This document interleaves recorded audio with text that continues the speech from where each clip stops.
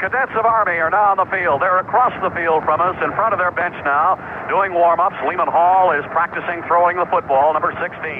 Big white numerals on his black jersey, gold helmet with the gold pants and the black piping. Notre Dame, as yet, has not made an appearance. Army Notre Dame began their series a long, long time ago. This is the 43rd renewal of the series.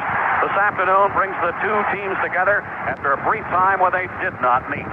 In that first game, back in 1913, Notre Dame with Gus DeRay and Newt Rockne unloaded the forward pass against Army, and since then, it's been a tremendous series for these two teams. Notre Dame will be coming on the field with the gold helmets, the white jerseys, the blue numerals, and the gold pants.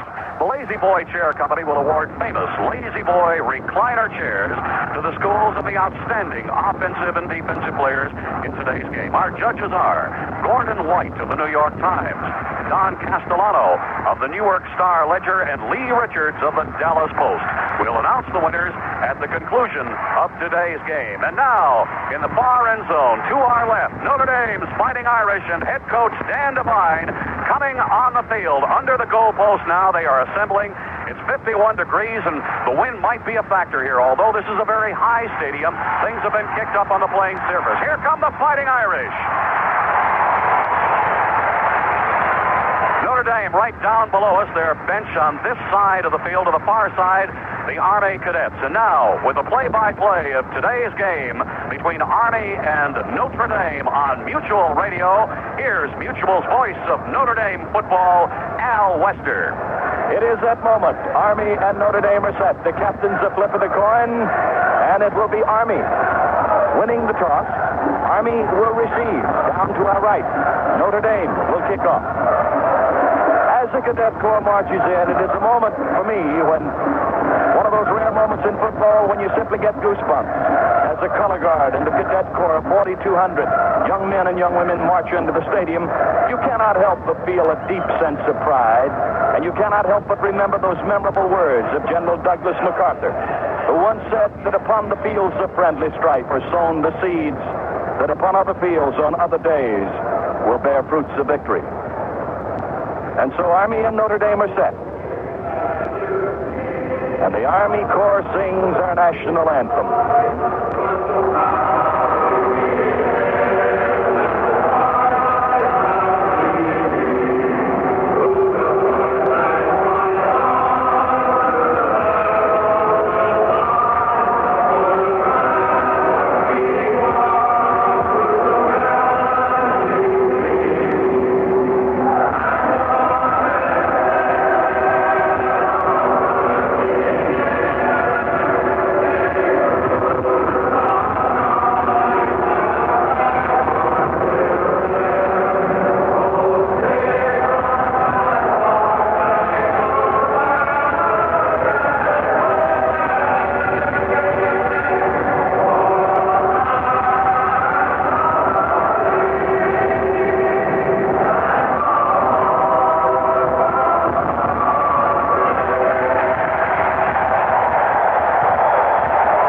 Teams get set for the kickoff. Let's pause briefly for station identification.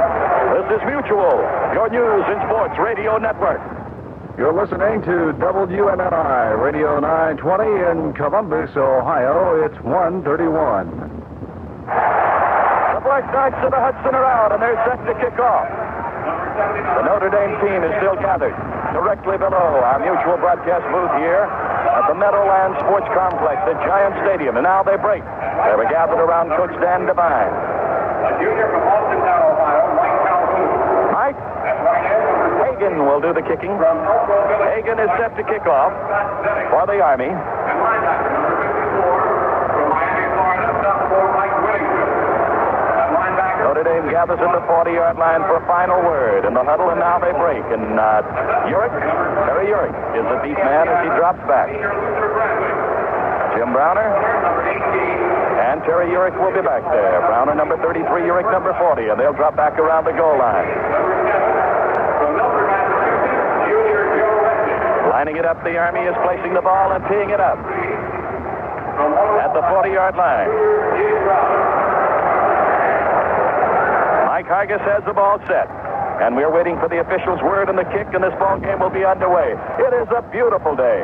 after an overcast Friday with indications that we might have again rain. It rained most of the day yesterday. Hargis comes forward, puts his foot into it. It's a sailor. Browner lets it hit in the end zone and go out of the back, and Notre Dame will take over at their own 20-yard line.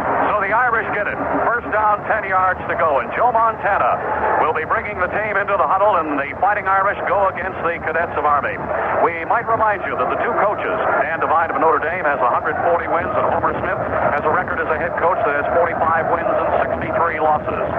So the Irish are huddling back on the 10-yard line. Montana will do the quarterbacking. Jerome Evans and Dave Mitchell, the sophomore from Phoenix, Arizona, are the setbacks. They're in the I formation. As they come up to the line of scrimmage, both wide receivers are split out. First down, Notre Dame from their 20. The handoff to Evans. He cracks back up the middle after the 22. He's hit at the 22-yard line and brought down by the middle of the Army line.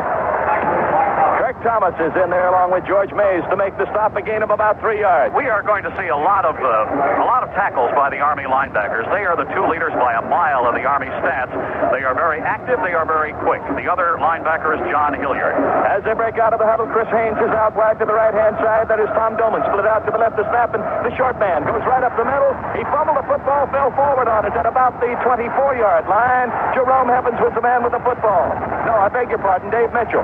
Mitchell falls forward to the 24-yard line as Kirk Thomas wraps him up. A gain of a yard. That will be third down and 4 for Notre Dame from their own 24-yard line. Notre Dame with a straight smash on tackle, then a cross buck. Neither one worked sensationally. In the ball game, Dave Weimer just came in. Now he splits out wide to the left-hand side. Haynes is out to the right. And here goes Montana rolling to his left. He looks, he throws. It's caught at the 42. A great catch at the 42 by Ken McAfee. And McAfee, as he came down, is wrapped up at the 42.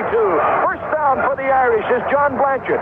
Locks on to McAfee after the grab. We're going to have a big matchup of two great tight ends. Plenty Brundage of Army, who is very high in the statistics nationally, and, of course, McAfee of Notre Dame.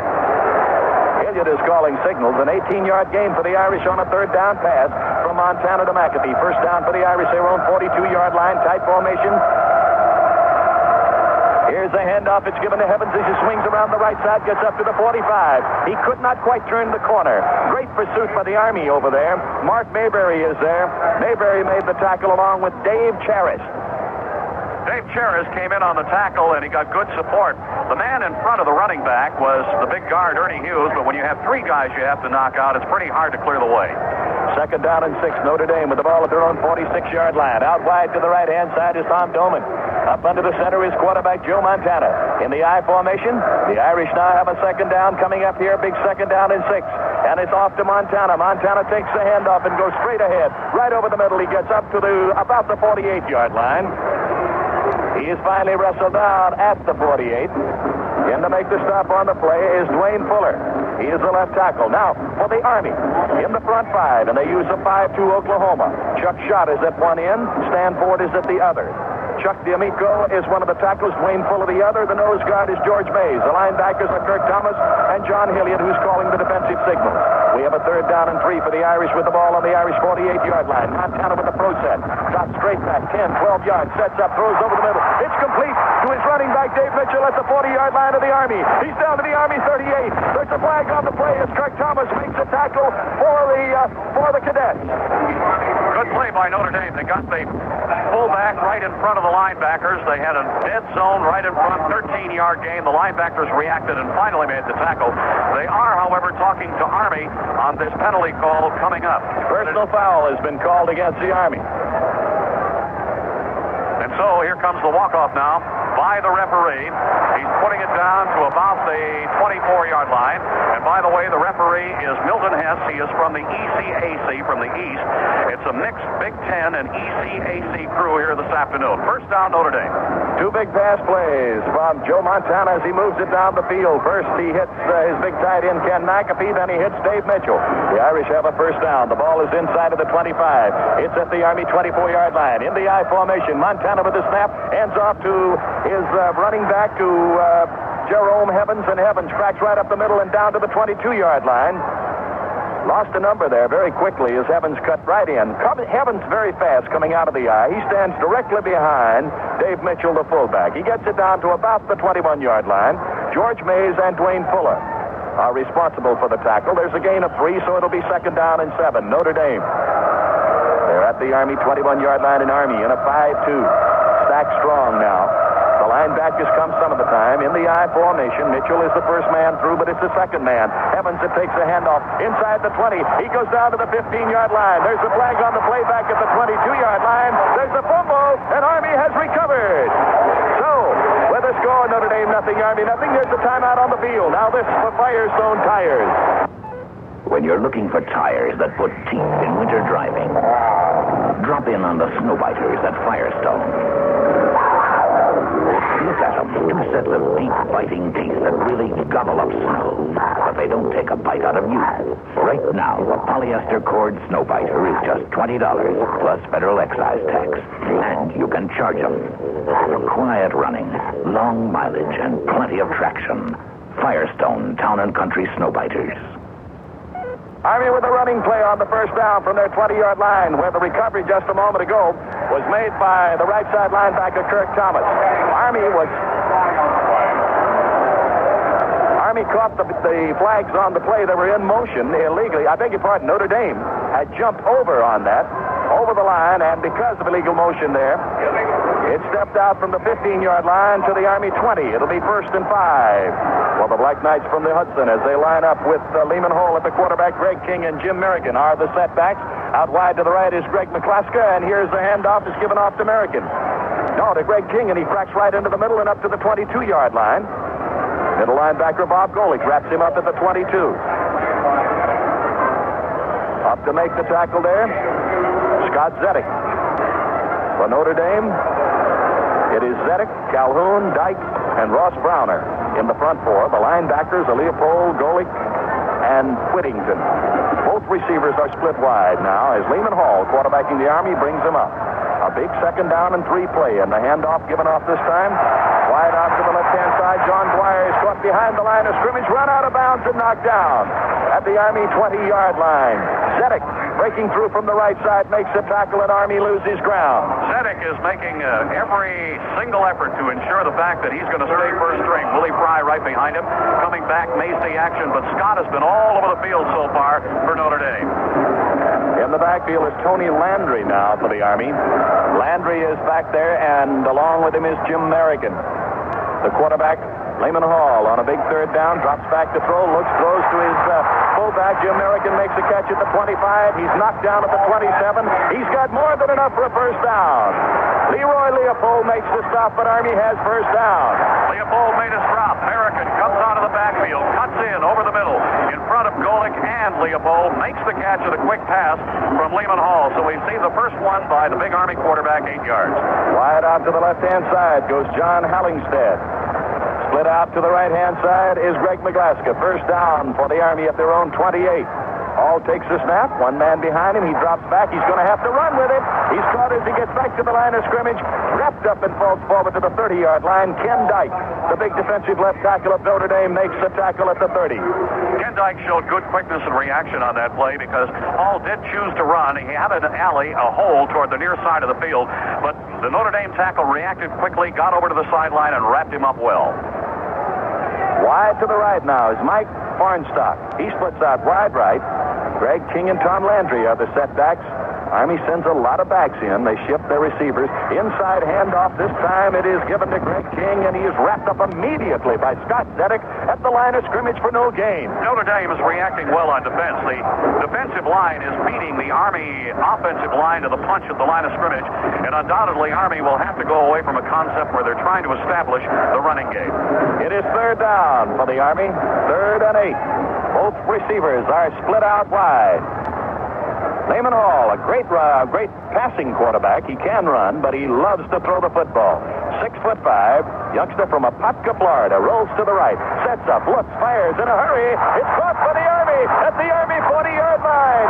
Mike Farnstock makes the grab. He's out of bounds at the Army 42, and it's first down Army. That was a pretty play. A timing pattern to the sideline. The receiver got it at the precise time.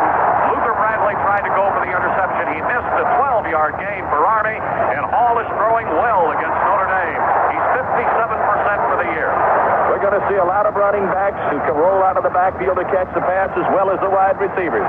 Army with first down at their own 42. Hall has them up to the line of scrimmage. Lehman Hall taking the snap. Runs to the left. Turns and looks. Throws right over the middle. Into the hands of American. American has it at the 45. Fights his way to the midfield stripe. He's knocked out at the 50-yard line by Mike Whittington.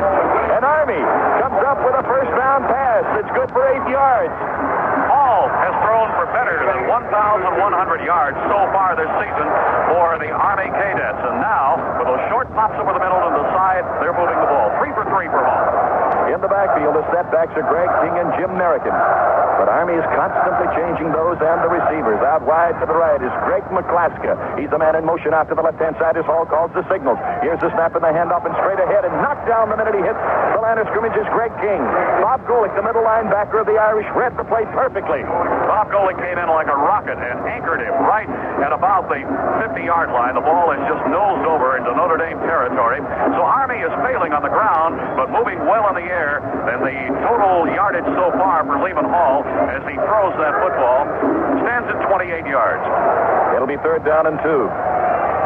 The Cadets have the ball at the 50-yard line. 3rd and 2. Big third down play. Lehman Hall has them in tight. The setbacks are close. He needs that short yardage now. Long count, whistle on the play, and I believe he took too much time. Handing it off to Jim Merrigan, and Merrigan going right into the middle and hit immediately by Mike Calhoun, the big right tackle of the Irish, but the whistle had come before the play got off. Delay of the ball game. Notre Dame has their tackles reacting very well in the middle of the line. Dyke and Calhoun are doing the job, and Bob Golick fills in very well when he comes in to defend for Notre Dame. So we have a penalty call, illegal hit on Army. Well, the Irish certainly have their hands full trying to stop the passing of Lehman Hall. He is quite a passer. 3rd down and 7. And a quick snap of the football there. I don't know whether the Irish in the middle, Calhoun and Dyke, drew the quarterback Lehman Hall and the right guard Jim Hollingsworth offsides or not. It is. It's a draw by Notre Dame, so Army will get the 5 yards back. From the 45, they're talking to the Army captain. Do you want the gain on a 3rd down or do you want the penalty? And I think he's going to say, naturally, I want the penalty because I've got the down over. He just has to on this play. So the ball will be on the 50-yard line, and Army will have a 3rd down and about, let's say, a little over 2 yards to go from the 50. Army breaks the huddle. Wide out to the left-hand side goes George Dunaway. He's in now as a wide receiver, the only man wide to the right. The setbacks are Jim Merrigan and Greg King. Up into the center goes Lehman Hall. 3rd and 2 now. From the midfield stripe, Hall on the option, a pitch out there. Trying to turn the corner is Greg King, and he can't do it. He gets to the midfield stripe, and Mike Whittington, the strong side linebacker of the Irish, meets him head on there and knocks him out of bounds. Whittington came in and just took over the Army territory in the backfield. He came charging in with a very aggressive play for Notre Dame. They are stopping the running game of Army cold. It'll be a 4th down now. Tony Landry comes in the backfield. How about this early in the ball game? It is 4th down and about 2 yards to go, and they're going to go for it. It's the first quarter with no score. Army and Notre Dame.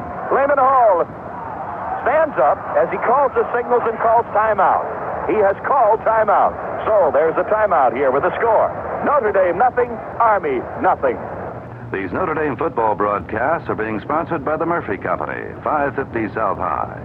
They are our special way of saying thank you to our many football fan customers. The Murphy Company, Central Ohio's largest supplier to the graphic arts industry, has built its reputation on reliability for more than 30 years. If you enjoy these broadcasts, thank Ken Eversole or Jim Murphy next time they're in your office or plant. Or call 221-7731. Army had called timeout. Lehman Hall went to the sidelines, and the coaches elected. Homer Smith said, we are going to punt the football. Ed Bergmeyer drops back, and along with him is Joe Restick. Restick and Bergmeyer are the deep men to receive the kick. In the front formation goes Ward White. He is a junior at West Point from Williamsburg, Virginia, averaged almost 38 yards a kick. So far, in Army's 3 wins and 2 losses. The Irish are 3-1. The Military Academy 3-2. And down on the sidelines, the officials are talking now to head coach Dan Devine. He had said something over there. He had come on to the sideline to talk to 2 of the officials. Now the whistle, and they'll put the ball back into play. Ward White standing back on his own 36-yard line. Here's the snap of the ball. Steps forward, puts his foot into it. A beautiful kick, tremendous kick. Oh, he had one 70 yards in the air. It is 50 yards from the line of scrimmage, but it went into the end zone deep. He had a 37-yard average coming into this game, but he's a far better punter than that. And it's amazing in that he was kicking into the wind from the right to the left. Notre Dame back in the huddle on their 10-yard line. They drove down to the 10, fumbled on the 10. Let's see what they do now. The running attack was pretty well stopped. They passed well. In the backfield, Dave Waymer will be the flanker. Joe Montana's quarterbacking the football team. Jerome Evans and Dave Mitchell are the setbacks in the backfield behind him. It is first down, Notre Dame at their own 20-yard line. No score between Notre Dame and Army. Montana has the football. Straight ahead to Mitchell. Mitchell cracks over the left tackle. He's out to the 25. He's wrestled down at the 25 by the left tackle of the Army, Dwayne Fuller. That was Tim Foley who opened up the big block on that side of the line, along with Dave Vinson, the left guard. And this is the first time they've really tried to penetrate off the left side of their offensive line, and Foley did the job. Second down and 5 for the Irish. As they come up to the line, Dave Huffman goes over the ball. And into the ball game is Tom Doman replacing Waymer. The snap from the eye, the second man, Evans, breaks his way to the 30, to the 35, pulls away, gets to the 40, still on his feet to the 45, and out of bounds at the 48-yard line. Running him out of bounds is Kirk Thomas. Kirk Thomas, the right side linebacker, finally made a tackle that stuck. He broke 3 tackles, Jerome Evans did on that run. And the key one that he broke was from the catalyst of the Army defense, Chuck D'Amico, hit him at the line of scrimmage, and he squirmed out of that tackle and struggled up to for a 23-yard gain. The ball is at the Notre Dame 48-yard line.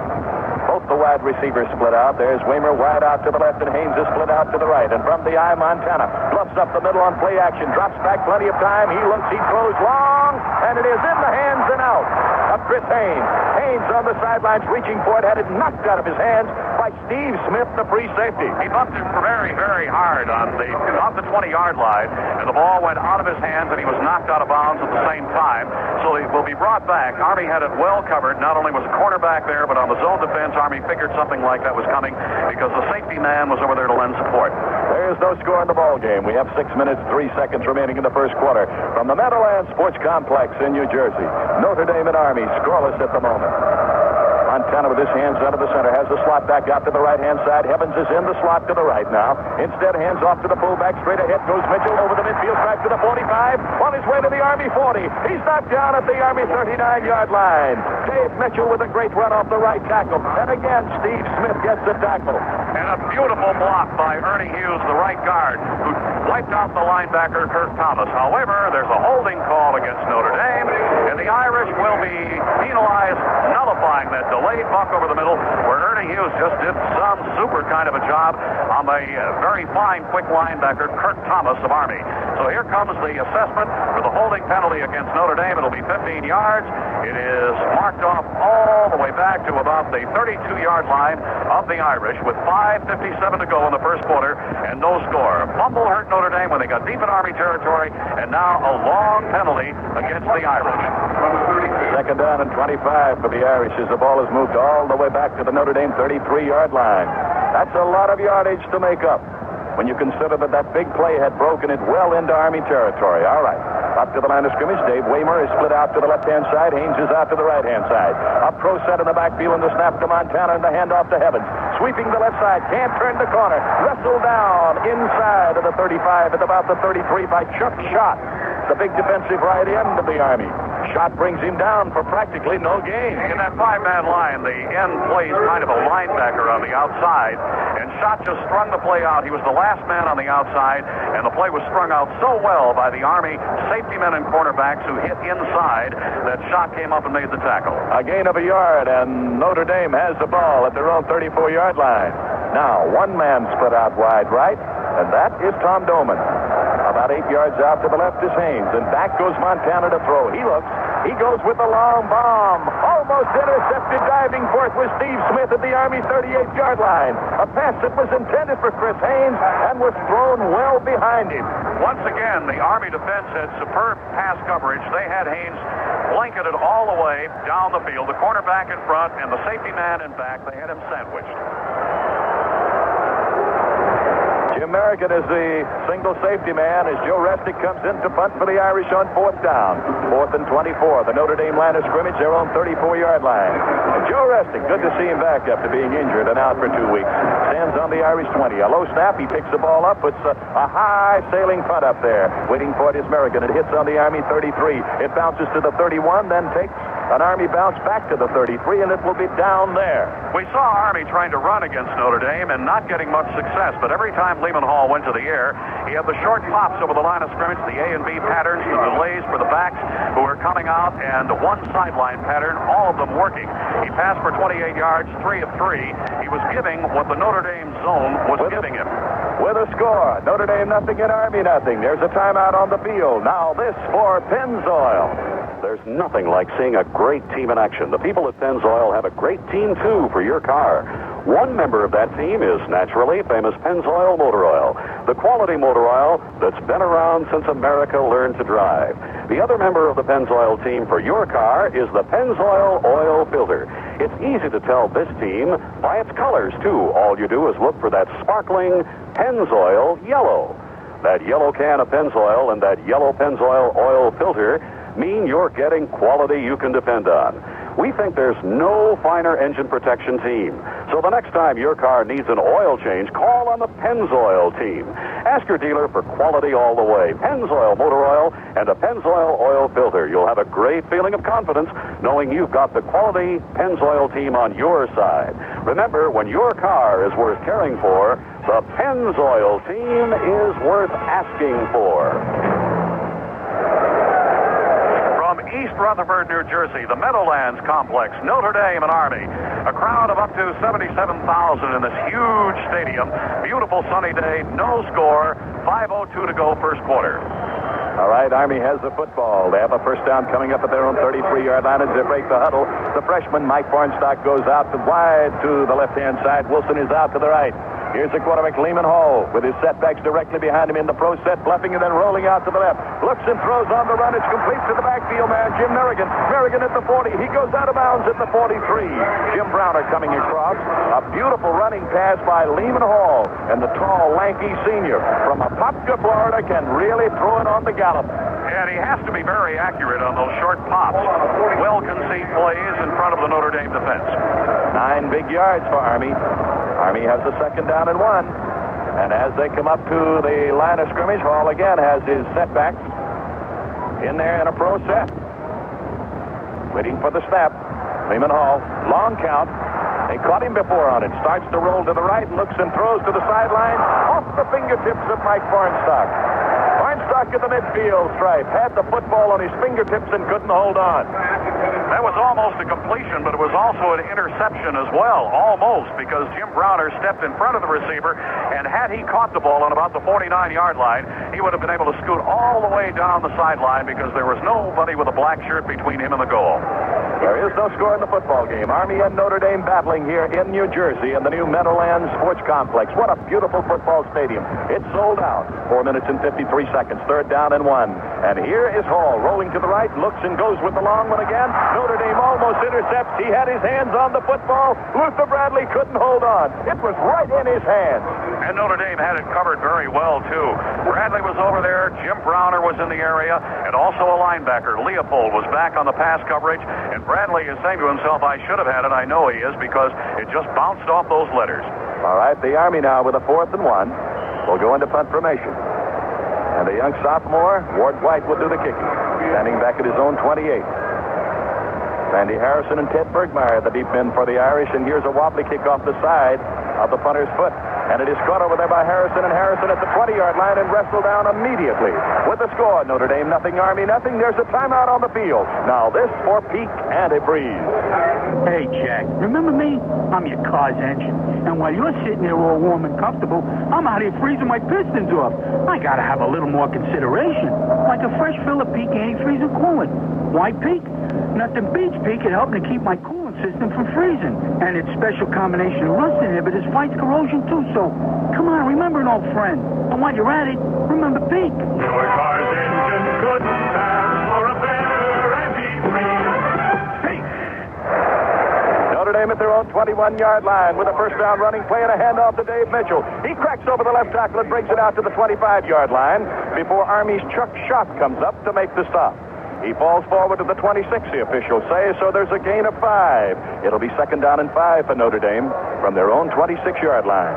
As they break the huddle this time, there's one receiver split out. Chris Haynes is wide to the right-hand side. In the backfield, Jerome Evans and I believe Terry Urick on this. Nope, Dave Mitchell. There's Montana with the long count on the option on the keeper. Pitches it out at the last moment. Mitchell turning the corner. He's up to the 30. He's hit at the 33. He's knocked down at the 33-yard line. Dave Mitchell coming across the field laterally, finally brought down by the strong safety Bruce Elliott. Notre Dame started out with their first couple of series trying inside. The only thing that worked really was the delay. Now they're trying on the outside, and Army is showing that their linebackers pursue very, very well on defense. They cover well outside. Notre Dame is rushed now 60 yards in 11 plays. They've been running the football well. As they break the huddle, wide to the left-hand side is Steve Schmitz. He is now alternating in there as a wide receiver. But it's an inside running play to Evans over the right tackle. Big hole out to the 40, on his way to the 45. He's up to the 47. And again, Steve Smith, the free safety, comes up to make the final tackle. Notre Dame with the power now off the right side behind Steve McDaniels. Got some scores. Yale at the end of the first quarter leads Columbia 14-0. Dartmouth and Harvard are tied up 7-7. Penn State 7, Syracuse 0. Evans has gained 56 yards and 8 carries. That's a first down for the Irish at their own 48-yard line. And here's a quick handoff and fullback Dave Mitchell again, right straight ahead. Followed Huffman and Hughes right up the middle, got to the midfield stripe, stopped at the 49-yard line of the Army. Another score, Texas and Arkansas tied up 6-6 in the second quarter. Sam Huff will have a complete wrap-up of today's college football scores immediately following this broadcast. It is second down and 6 for Notre Dame and the Army 49-yard line. No score in the first quarter, 2 minutes and 55 seconds remaining. Doman is the flanker outside the right-hand side as they hand off on a bootleg play to Evans, and Evans gets around the side, turns to the 45, inside the 45 to the Army 42. Dwayne Fuller locks onto him and knocks him down at the 42-yard line, and Notre Dame has another first down. We pause briefly for station identification. This is Mutual, your news and sports radio network. You're listening to the voice of the Fighting Irish in Mid-Ohio, WMNI, Columbus, Ohio. It's 60 degrees. The time is now 2 o'clock. To the inside. Notre Dame first down at the Army 42-yard line. Montana with the handoff, giving it to Mitchell. Mitchell starting into the left side, then cuts back and tries to find the door in the middle and can't do it. Hit right at the 40-yard line, knocked down for a 2-yard gain. Kurt Thomas is responsible for the tackle there. We'll tell you again that Army is playing the Oklahoma 5-2, the 5-man front, the 2 linebackers, Thomas and John Hilliard, and Hilliard usually calls the defensive signal. It'll be second down and 8 for the Irish as they break this time and come up. Wide to the left goes Tom Doman. Split out to the right is Steve Smith. In the I formation, Joe Montana calling the signals and handing it to Evans. And Evans finds the hole right up the middle. Down he goes to the 36-yard line. Hit down at the 36-yard line by the Army left side linebacker John Hilliard and by Steve Miller. That ball is put down at the Army 36, and it will be third down and about 4. Just a slight move to the right and then the cut up the middle to get the linebackers off their feet. Weimer and Schmitz are the wide receivers. Pro set in the backfield.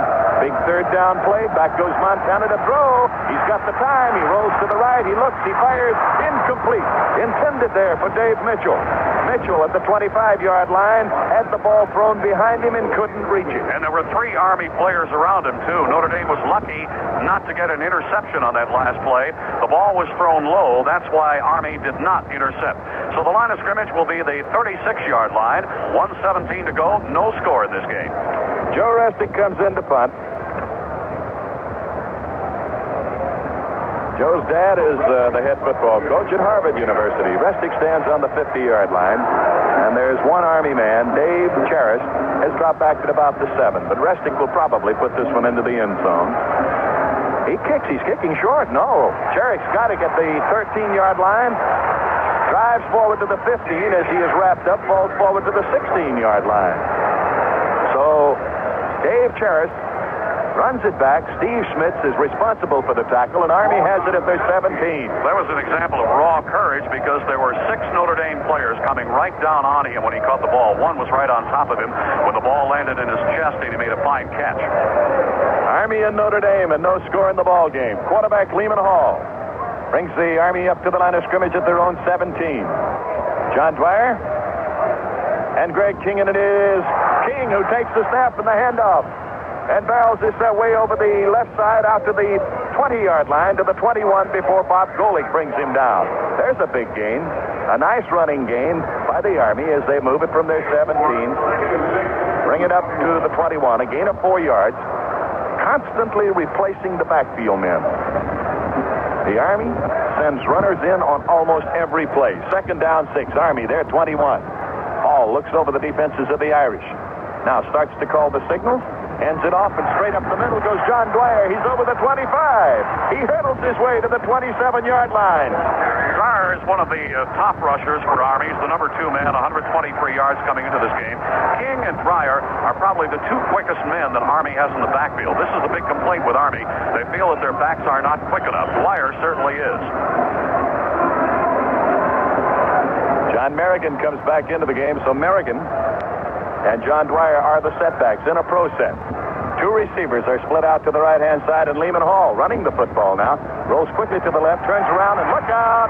In on top of him, and they've got him is Mike Calhoun. A great run against him by Mike Calhoun and Scott Zedek, the right side of the Notre Dame defense. And they corner the quarterback of the Army, Lehman Hall, and dump him at the 19. Time has run out. That's the end of the first quarter here. With the score, Notre Dame nothing, Army nothing. Now this for Buick Automobiles.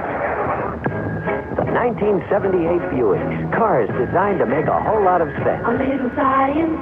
But along with the innovation and logic, there's all the comfort and luxury people have always loved about Buick. A little magic. From the Skyhawk and the amazing new Century and Regal, A little science. right up through the trim, lithe, full-size Buick. It's the kind of science that gives you the wizardry of smooth, even-firing V6 engines.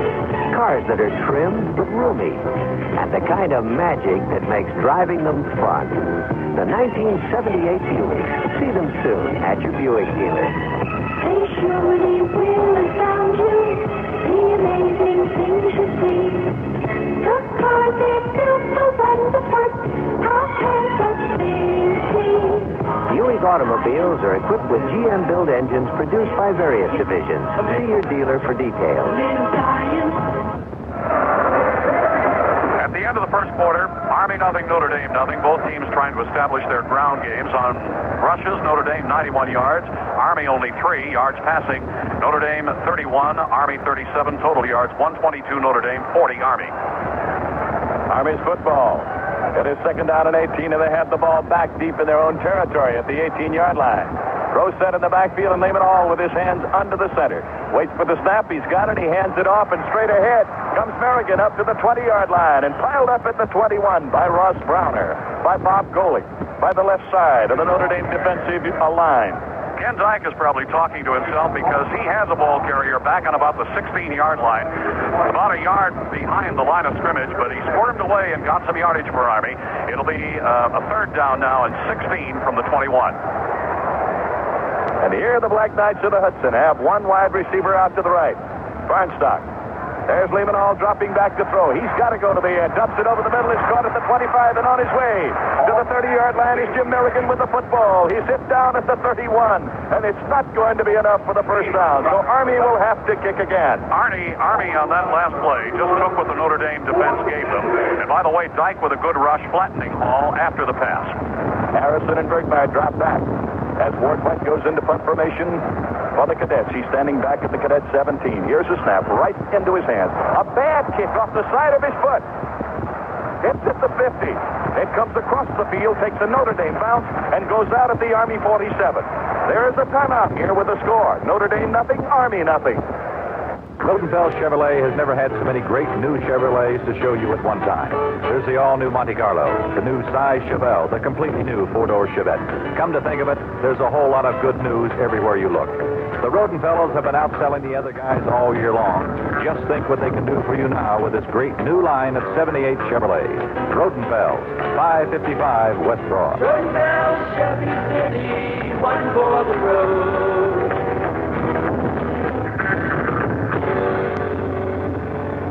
The first down running play goes off the right tackle. It's Jerome Evans, who cuts over the 45-yard line and is finally run down by Kirk Thomas and dropped at the 41-yard line. There's a big play for the Irish now. It'll be second down at about 4. 72 yards. Evans has collected 72 yards, mind you, in 11 plays. And we're just in the second quarter. The I formation. Joe Montana with the snap, and straight ahead goes Mitchell on the handoff. Mitchell over the 40. He's down to the 37-yard line and very close to a first down. Notre Dame has found out what's going to gain for them now. Those smashes off of the tackle, nothing fancy. Big power smashes using the superior strength and size of the Notre Dame offensive line. There's going to be a measurement now to determine if the Fighting Irish have come up with a first down. Good blocks on the last two plays by the 270-pounder at right tackle, Steve McDaniels. The referee is bringing the tape out right now. They are stretching it for the measurement, and Notre Dame has a first down. Milton Hess, the referee from the ECAC, signals first down, Fighting Irish.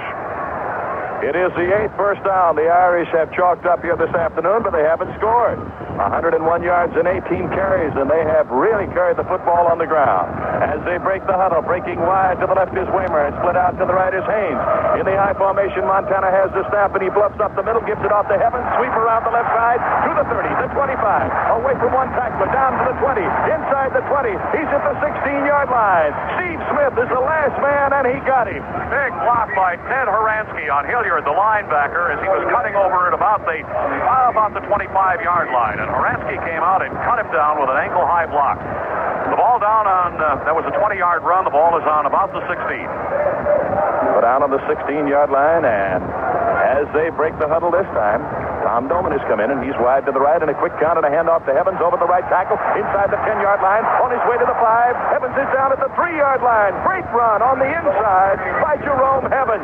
Well, you have an awful lot of power on that right side of the Notre Dame line. You have McAfee, he's over 250 pounds, and then you have McDaniels, who is over 270, and that's where they've started to push the cadets of Army back using straight power, 13 yards on that play. And don't forget the right side of that line, Ernie Hughes, who just might well be one of the best guards in America. Evans, 106 yards already and 13 carries. They line up at the 3, and here's the handoff, and Evans fights his way forward into the end zone. Touchdown, Notre Dame!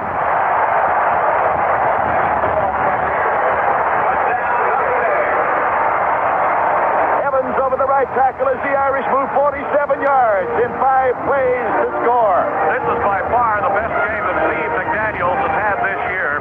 He has just gotten total dominance on that side of the line, moving out Blaine Fuller, who was a veteran Army football player, but McDaniels is having no problem. All set now for the point after, and Dave Reeves is waiting for the snap. It'll be touchdown at the 10-yard line. He puts his foot into it, and there's the souvenir into the stands here. It's good. So with the score, Notre Dame 7, Army nothing. There's a timeout on the field. Now this for Lazy Boy Chairs. Hi, football fans. This is Jim Backus in Hollywood.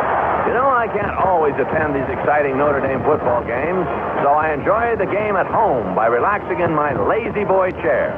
Lazy Boy gives you the feeling of complete relaxation. In a Lazy Boy recliner, you can recline to any position, with the footrest up or down. So, fans, if you can't attend the game, enjoy it at home like old Jim Backus in a comfortable Lazy Boy chair. Mutual, Pat Sheridan along with Al Wester. Notre Dame takes a 7-0 lead. Other scores from around the country. At the end of the first quarter, Pitt 7, Navy nothing. Penn State 7, Syracuse nothing. Dartmouth 7, Harvard 7. Georgia Tech leads Auburn at the end of the first quarter 7-0.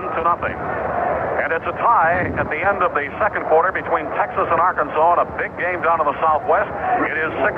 Sam Huff will have a complete wrap-up of today's college football scores immediately following this broadcast. So Notre Dame got the power running game going. They tried the ends, they tried the reverses, and then all of a sudden, after the misdirection, they found out the power would work, and it certainly did on this last drive of better than 40 yards.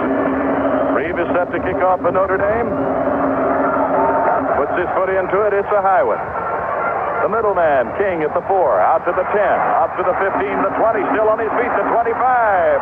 Finally caught and dumped at the 30-yard line. Great run back before Randy Harrison wrestled Greg King down to the turf at the 30-yard line. Notre Dame took advantage of the first big opportunity they received when they got possession of the ball in Army territory. Before that, they were just trying to make the long drive. All right, the Black Knights of the Hudson as they break the huddle. McGlaska is wide to the right-hand side. A pro set in the backfield, and Lehman Hall barking signals for the Army, and he hands it off and hit down immediately. Greg King. To the left goes Hallingstad. Out to the right goes McGlaska. Army 4 yards and 11 carries on the ground. They haven't done too well. Back to throw. Lehman Hall looks. He throws. Long one. Knocked into the air and caught for the Army. Luther Bradley hit the football, tipped it, was going to intercept it. John Hallingstad was moving across. The young freshman from Madison, Wisconsin, took the football right out of the hands of Luther Bradley. It's good for an Army completion, 23 yards, and the Cadets have a first down. Almost perfect execution by Notre Dame on defense. Luther Bradley almost had his second interception. John Dwyer, along with Greg King, of the setbacks now. First down for the Army, and the handoff is to King. Over the right side, out over the right tackle to the 40-yard line, down to the Notre Dame 38. Luther Bradley comes up and makes a tackle at the Notre Dame 38-yard line. Well, Army has found out something in the running game against Notre Dame. That was a 9-yard gain. They found out that misdirection is working pretty well for them on occasion. The straight stuff does not work for Army. Greg King and Tom Landry are the setbacks now, and as they break the huddle, George Dunaway is the only wide receiver out to the left-hand side. Second down and about a yard for the Army from the Notre Dame 38-yard line. It's handed off to King inside the right tackle. He's got the yard and maybe a yard to boot. Down to the Notre Dame 36-yard line. First down again for the Army. And that was intelligent running by King. As he took the ball, looked like he was going to go wide, and then all of a sudden, as you heard, he cut over the tackle. Notre Dame was caught out of position. Ball on the 36 as the Army comes back. John Dwyer is the man replacing Landry, so it's King and Dwyer in the backfield. Pro set. Army with the first down of the Notre Dame 36-yard line. Lehman Hall waits for the snap on the first down play and hands it off to Greg King, and he was smothered back at the 38-yard line. All over him was Scott Zedek, and along with Zedek was Mike Calhoun. Bob Golick was there. The Irish read that play beautifully. They did. It was reverse, the misdirection play, and Army might have gone to the well once too often because Notre Dame was just waiting for that play to break. A loss of 3 yards back to the Notre Dame 39-yard line. Now as they come out and line up, it's Mike Farnstock wide to the left-hand side. Lehman Hall, the senior quarterback from Florida. Dropping back, looks and flips it out to American. American trying to swing around the corner. On the far side is run out of bounds at the 40-yard line for no gain. Solid performance by Jim Browner as he anchored him and knocked him out of bounds.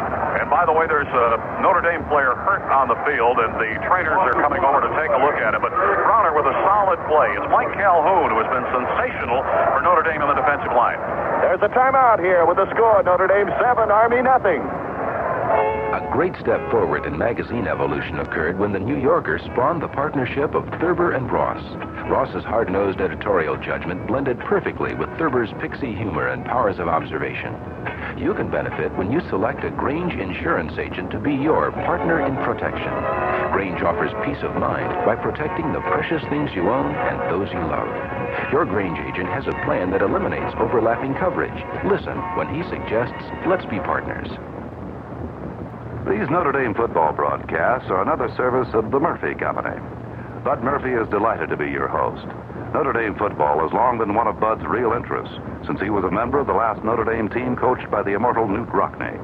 Notre Dame football has long been characterized as just about the best around, and that's how Bud tries to run the Murphy Company. May Irish luck stay with you all year, is the wish of Bud Murphy of the Murphy Company.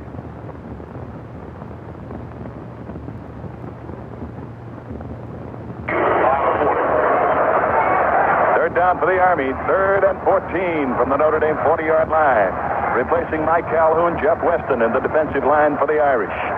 Both wide receivers are out for the Cadets. Here's Lehman Hole dropping back. 8, 10 yards. Looks, goes with the long pass. It's short, down at about the 15-yard line. If he intended that for his wide receiver, George McGlasker, it was certainly a good 10 yards short of McGlasker, who was going down the sidelines. And All-American Luther Bradley had it well covered. Notre Dame can afford on their left side to let Bradley go without safety support because he is so good one-on-one. Bergmeyer and Harrison are back for the Irish on a 4th down Army punt that's coming up. Ward White is the man kicking from the midfield stripe, gets the kick away. It is Harrison who lets it bounce at the 5, and it is going to be touchdown for the Army at about the 5-yard line. So Notre Dame takes over, but deep in their own territory, a 35-yard punt, and the Cadets got a good bounce on it. So the Notre Dame offense has a limited play selection in that part of the field.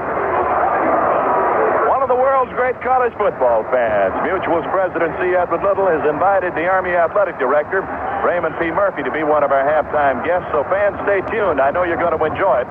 I know Ed will too, because it's always good to have the athletic director of the Army with us. All right, the Irish have a first down at their own 5-yard line, and here's Montana handing off, and it is Evans fighting his way for yardage right straight up the middle and out to about the 8-yard line. John Hilliard, the strong side linebacker of the Army, makes the stop. Big block by Ken McAfee. Yardage in this part of the field down in your own end for Notre Dame will be very dear to come by. And when you get a 3-yard gain as you move out on first down, you've got to consider you did the job. We have 9 minutes and 14 seconds. The clock is running here in the second period. Army trails. Notre Dame leads 7-0. One wide receiver out to the left is Doman, and here's the handoff. Mitchell driving over the right tackle over the 10-yard line. He's out to about the 12-yard line before George Mays, the nose guard, the middle guard of the Army, finally ends the run right there. Good supportive block by the fullback Jerome Evans, helping out on the blocking in the Notre Dame line as he went up to the line of scrimmage. George Mays is the man Notre Dame's coaching staff has been very conscious of coming to this game. Line of scrimmage is the Notre Dame 13, and the Irish fighting to get the ball out from the shadows of their own goalpost. One man out to the left, high formation in the backfield, and off to the second man. Evans comes off the tackle, caught from behind and knocked down at the 15-yard line. John Hilliard dumped him at the 15, but where they put that ball is important now on whether the Irish have a first down or not. The ball is put down on about the 15-yard line. They are calling for the chains. They're going to bring them out and measure. They're signaling for it right now, and there's a very close measurement coming up. On that play, Evans got most of the yardage all by himself as he cut to the outside. Hilliard, the linebacker, managed to get by the blocker, and that's what hurt it for Notre Dame. Otherwise, they might have gotten a very big gain on the play. Hilliard made a good play. Now, here come the chains. They are going to stretch them. Will it be a first down? It is first down. Notre Dame, Fighting Irish, moving for their 11th first down of this game. 114 yards for Evans. Jerome Evans, the young junior from East St. Louis, Illinois. 114 yards, and we've got 8 minutes to go in the second quarter. What a football game this fellow's going to have when it all mounts up. The Irish with a first down, their own 15-yard line. Out wide to the right goes Tom Doman. In the I formation, that is Joe Montana barking the signals. Takes the snap and hands it to his short man, and straight ahead goes Dave Mitchell. He drives it out to the 18-yard line and picks up just about 3. The mention of Evans is career best 138. That was against Georgia Tech in 1975 as a freshman. At the half, in the battle in the Big Ten at Ann Arbor, Michigan nothing and Wisconsin nothing. Sam Huff has a complete wrap-up of today's college football scores immediately following this broadcast. Now the Irish come up to the line, and Dave Huffman, the big center from Dallas, Texas. His mother and father listen down there to the game every Saturday. Over the ball, and here's the pass put up by Montana. It is intercepted by the Army at the 30-yard line. Down to the 20-yard line, and still running with the football. Fighting his way to the 20 is Dave Charest. Charest has the football, goes back from the 30 to the Notre Dame 20, and Army now has a threat. The key on that play was the linebacker, Miller. He's a reserve. He got in. He got in front of the receiver. He tipped the ball. That sent it off course. It was headed directly for McAfee, then the interception and the return for Army, and the Army Cadets get their first big break on the 21. It's the second Notre Dame turnover. That ball is at the 21-yard line in Army. The Black Knights of the Hudson have possession down deep in Notre Dame territory. Out wide to the right is McGlaska. Here's Lehman Hall with his hands under the center, barking the signals and checking the Notre Dame defense with a long count. He has the ball. He drops back. The rush is on. He puts one up in a hurry. It's picked off by Notre Dame. Luther Bradley has the football. He intercepts at the 5. He falls forward to the 8. And the Irish have the ball again. Sensational play by Jim Browner. The key was the strategy of the Notre Dame defensive coaches. They sent the safety in on the safety blitz. Hall didn't have any chance to get rid of the ball. It was a one-on-one situation. Bradley covered it well and got the interception. So the Irish come right back. I'll tell you one thing, Lehman Hall has never had a rush quite like this. When the Irish put that rush on, when the linebackers come, when you find Golick and Whittington and possibly Leopold, all three coming, along with that front four, it's impossible to get a football away. Sometimes totally impossible. He did throw it. The Irish have a first down at their own 8-yard line. In the I formation they go, and Joe Montana hands it off to Evans. Evans cracks over the right tackle. He turns in, up to the 10. He's on his way to about the 12-yard line before John Hilliard and Steve Miller wrap him up at that point. And Stan Ford was the one behind the line of scrimmage. He did not make the tackle, but he was the one who clogged it up and ruined the timing of that tackle smash. And so Notre Dame comes up with a 5-yard gain. It'll be 2nd and 5. 2nd and 5. The Irish have it at their own 14-yard line. Al Wester, Pat Sheridan, Buck Jersey, our mutual crew. And here's the handoff to Evans. He starts to wide to the right, cuts in, and as he hits the 14-yard line, believe it or not, his feet just shot out from under him. He must have hit a soft spot there in the turf. This turf actually is in pretty good shape when you consider that there was rain for the past couple of days in New Jersey and only cleared about an hour or so before game time. But he did slip on that last play. The line of scrimmage is going to be the 13 for Notre Dame, and it'll be 2nd down, or rather 3rd down coming up for the Irish right now. 2nd and 6. 6 minutes and 20 seconds of playing time remaining in the second quarter. Notre Dame leads it 7-0. They go into the I, and here's Montana handing it off to Evans, and Evans wide to the left, cannot turn the corner. He got back to the line of scrimmage, and Chuck Schock, the big defensive right end of the Army, brings him down at the line of scrimmage. The crease was to the inside, but Evans thought he might go to the outside. Army had 3 men covering the outside, and the move was a bad one by Jerome Evans as he was brought down, and Army was waiting for him. A moment's indecision hurt for Jerome. Notre Dame will go into punt formation. They have the ball just short of their own 14-yard line. Joe Resnick goes back into punt formation, and the man who is back there deep is Jim Merrican. Merrican is standing at the Army 40-yard line. Resnick needs a big one now. The rush is on. He steps forward. He kicks away. It's a sailor over the midfield stripe. It hits. It comes to the sidelines. It goes out of bounds at the Army 42. So with the score, Notre Dame 7 and Army nothing. There's a timeout on the field. Now this for the Teamsters. A major problem in America is the rising cost of health insurance. But did you know that 2.3 million families don't have that worry? That's right, because they're members of the International Brotherhood of Teamsters. They know that their union, the world's largest, provides this protection. And that's not all. Best wages, retirement security, and countless other benefits are automatically the privilege of Teamsters. That's why so many more workers are discovering the Teamsters. The Teamsters, 2.3 million families strong and growing. It's first down, Army at their 41-yard line, and Merrigan takes a handoff from Hall and wide around the left side. He gets up to about the 45-yard line before Scott Zedek runs him down and dumps him on the far side of the field. It's a gain of 4 yards for the Army, and the Army has a 2nd down and 6 coming up from their own 45-yard line. Notre Dame playing a lot of defensive football today as the Cadets break the huddle. Wide to the right goes Dunaway. Only one man. There's the tight end now splitting out. Bunny Brundage. And the quarterback, Lehman Hall, with the snap, dropping straight back. The rush is on. He flips it out. Merrican has the ball at the 40. Breaks the tackle at the 45. Reverses his field and gets to the 48 and dives forward to the midfield stripe as Ted Bergmeyer wraps around his legs. Bergmeyer did a great job because at about the 43-yard line, it looked like Ken Dyke had him all wrapped up. But then he cut over to the far side of the field, and it looked like he had daylight going to the outside and might go for really long yardage, but Bergmeyer's quick reaction stopped it. Merrigan now has caught 6 passes. 6 passes this afternoon for a total of 40 yards. 3rd down and 1. Short yardage now. Wait a minute. There's a quick snap and jumping across the line. Bob Golick intimidated the center, Chuck Johnston there, of the Army. Golick standing actually up on the line. And there is a draw. It was Bob Golick who jumped across the line, so it's going to cost them 5 yards.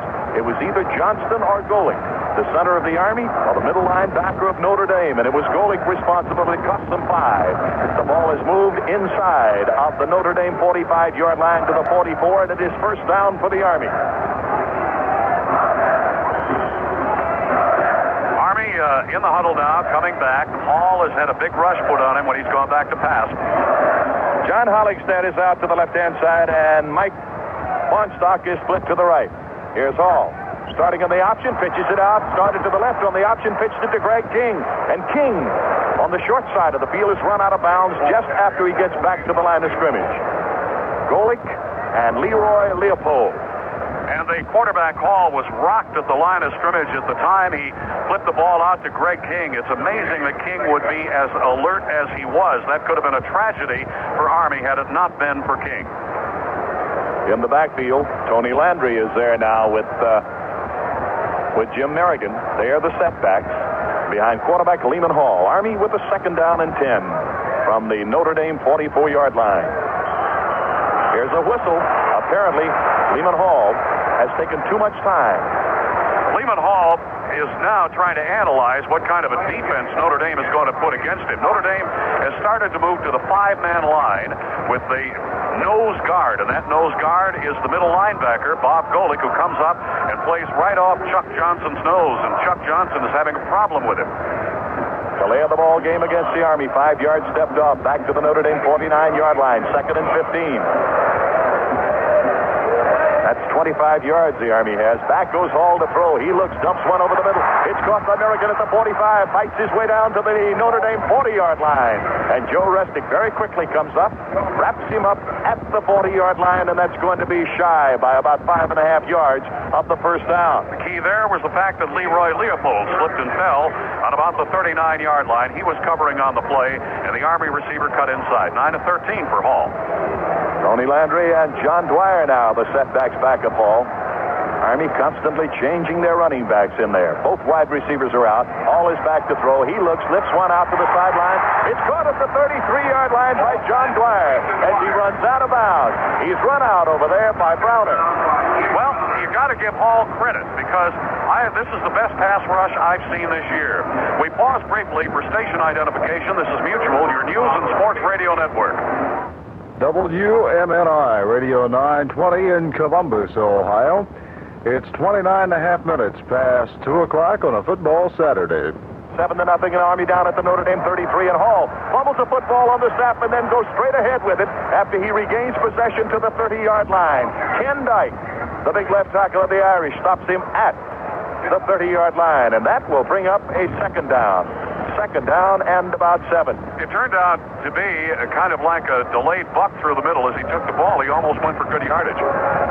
Keith Wilson and George Dunaway are split out wide to the left-hand side as the Army lines up with a second and 7 at the Notre Dame 30. Here's Hall with the snap, back to throw. He's got a little time, looks over the middle, dumps it over there. It is complete there. It was caught by Clenny Brundridge, the tight end, at the 22-yard line, and he fights his way to the Notre Dame 19. First down for the Army. Clenny Brundridge is one of the top receivers in the country. He averaged 6.6 receptions per game. He's gone for 476 yards. He's a quality player. Gain of 11 on that one. All right, the Army inside of the Notre Dame 20-yard line, down to the 19-yard line with a first down. Lehman Hall, the senior quarterback from Apopka, Florida. He's a fine quarterback, 6'5", plenty of height. The rush is on. He looks, he throws in desperation to the sidelines, and no flag on a grounded ball. It went out of bounds. Jim Browner and Ross Browner, the Browner brothers, put on a safety blitz. And they really put the pressure on quarterback Lehman Hall. Like Warren, Ohio, Old Home Week. Jim Merrigan and Tony Landry are the setbacks now. It is second and 10 for the Army at the Notre Dame 19-yard line. Look out. The Notre Dame line indicates that they are coming, but there's no shot at it as Lehman Hall on a keeper play goes right up the middle, over the 20, down to about the 16-yard line. The quarterback sneak because Hall thought, I believe, that he detected the possibility of a strong blitz.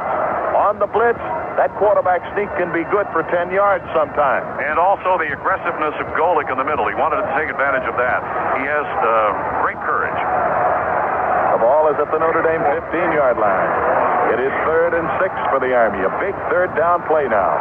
A slot back out to the left. Jim Merrigan out to the left, and both wide receivers are split out, and the safety blitz is on. And Hall had to dump it out as Joe Restic came blitzing through there on top of Lehman Hall. Nobody picked Restic up. Hall had to simply throw the football away. This is the best pass rush, as I said, that I've seen this year. Notre Dame is getting right on top of Hall. He has shown me, first, that he is a very courageous football player because he has taken some strong hits. And second, he shows the ability to get rid of the football quickly. We'll have more now after this special 30-second message from the Teamsters. A major problem in America is the rising cost of health insurance. But did you know that 2.3 million families don't have that worry? That's right, because they're members of the International Brotherhood of Teamsters. They know that their union, the world's largest, provides this protection. And that's not all. Best wages, retirement security, and countless other benefits are automatically the privilege of Teamsters. That's why so many more workers are discovering the Teamsters. The Teamsters, 2.3 million families strong and growing. With 1:37 to go in the first half, Notre Dame leads 7-0. And the cadets of Army, well, they've got a situation now where they are looking to get some yardage as they break onto the huddle. All right, it'll be 4th down for the Army. They had their field goal contingent in there. They have taken it out. They are not going for the field goal. They are going to try to get the yardage. They are 4th and 6. They have the ball at the Notre Dame 15-yard line. Both receivers are out, and Lehman Hall is waiting for the snap, and he has it in the blitz zone, and he's running for his life. As he rolls to the right, he looks and he puts one up way out of the end zone. Ross Browner was on top of him. Hall has not seen this kind of pressure in all season long. The pressure of a great defensive unit like Notre Dame, that they apply it and they keep coming after him. So, out of the end zone on 4th down with the attempted pass, and the Irish will take it over. Lehman Hall did the only thing he could, throw the ball into the end zone, because the fact that Ross Browner was right on his neck and driving him right toward the sidelines, he had nothing to do but get rid of the ball, and he did just that. Those are moments that coaches sometime do not like to relive. The fact that he went down there, put his field goal unit in there, and didn't get the points. You know, if you go down and come back empty, that's not too good. The Irish have a first down now as they bring it up to the line of scrimmage at their 16, and back goes Montana to throw. He's looking for a long man. Can't find him. Plenty of time. He'll run with the ball. Goes to the sideline. All the way across and out of bounds at the 20-yard line. Running it out across the way is Joe Montana. He was going for the long bomb. And the Army defense is covered well on the deep patterns, and this is apparently what they're most conscious of in the Notre Dame passing game. They're making deep drops against Notre Dame, figuring the Irish will want to throw deep. A word about Huffman at center. Notre Dame was concerned about Mays, the middle guard. He has dominated it. As they break the huddle, the Irish with a 2nd and 5 now. Come up to the line of scrimmage, and Waymer is out wide to the left. Montana 2 of 6 for 31 yards. He drops back to throw again. He's got the time.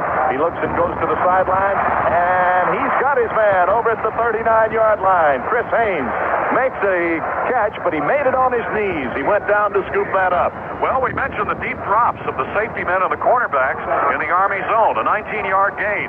So what did Notre Dame do? They just got behind the linebackers and in front of the defensive backs of Army. They took what they could get. The setbacks are Dave Mitchell and Jerome Hebbins, as Notre Dame has the first down at their own 39. And here's Montana again rolling to the left. He looks and he throws to the sidelines down into the turf, way short of Dave Waymer. Waymer was up at the midfield stripe, and he could not, he had no chance of scooping that one up. The last one was caught by Chris Haynes on his knees. He had to go down low, as Montana now is having trouble gauging the distance. Again, I say, the Army may have to think a long time about going down to the Notre Dame 16-yard line and on 4th down not getting the field goal that they might have had a shot to get.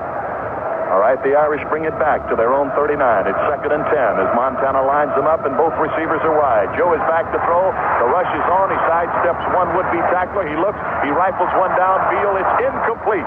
It was off the fingertips of Dave Mitchell. Dave Mitchell got behind the linebackers. He was in position, but the thing that broke up that play was the rush. The timing was completely destroyed on the Notre Dame pass pattern. So the Fighting Irish send in substitutions here as they look with the situation coming up where they are going to have a third down. Third down coming up for Notre Dame. 3rd and 10 for the Irish, and in the backfield, Terry Urick and Steve Orsini. Terry Urick is in there. Steve Orsini. Back goes Montana to throw. Now he comes out wide to the left. He looks, he can't find a man, and he does find what he thought was one, and overthrows him way down at the 10-yard line of the Army. That might have been intended for Ken McAfee, but it overshot him by about 15 yards. And Montana will come to the sidelines with most of the offensive unit. The special teams take over. It's 4th down Notre Dame and 10, 4th and 10 at their 39, and the punting unit goes in.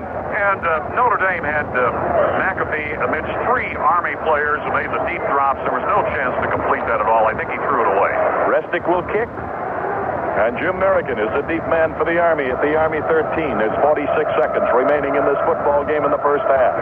Notre Dame leads it 7-0. Resnick has the snap. Steps forward, puts his foot into it. End-over-end kick away from the intended receiver. It's high in the air. It's picked up and fumbled for a moment. Then it is caught and fumbled again by the Army. Jim Merrigan fumbled the ball at the 5-yard line. It's recovered at the goal line by the Army. Oh, man, a free football that looked like it was going into the end zone. It was touched by the Army and recovered by the Army at the goal line. It looked like Notre Dame almost got that football. Yes, and top of that ball for Notre Dame was number 60. That was Howard Meyer, the offensive guard, and he almost had a touchdown for himself. Back at the 1-yard line, Army has possession. 32 seconds remaining in the first half. Notre Dame 7-0 in Army coming out of the huddle. Up to the line they come as Greg McGlasgow puts out wide to the right-hand side. Quarterback Lehman Hall has the snap and tries the quarterback streak right up the middle. He'd drive it up the middle to about the 2.5-yard line. There's going to be a timeout with the whistles down there indicating. I believe that Notre Dame is going to take the timeout. So we'll have more after this special 30-second message. Sailing is an art. Sailing is a science. To ride the wind across the finish line takes a flawless partnership. Successful living may require that you too have a partner. Your Grange insurance agent may be just the one to help you reach port safely.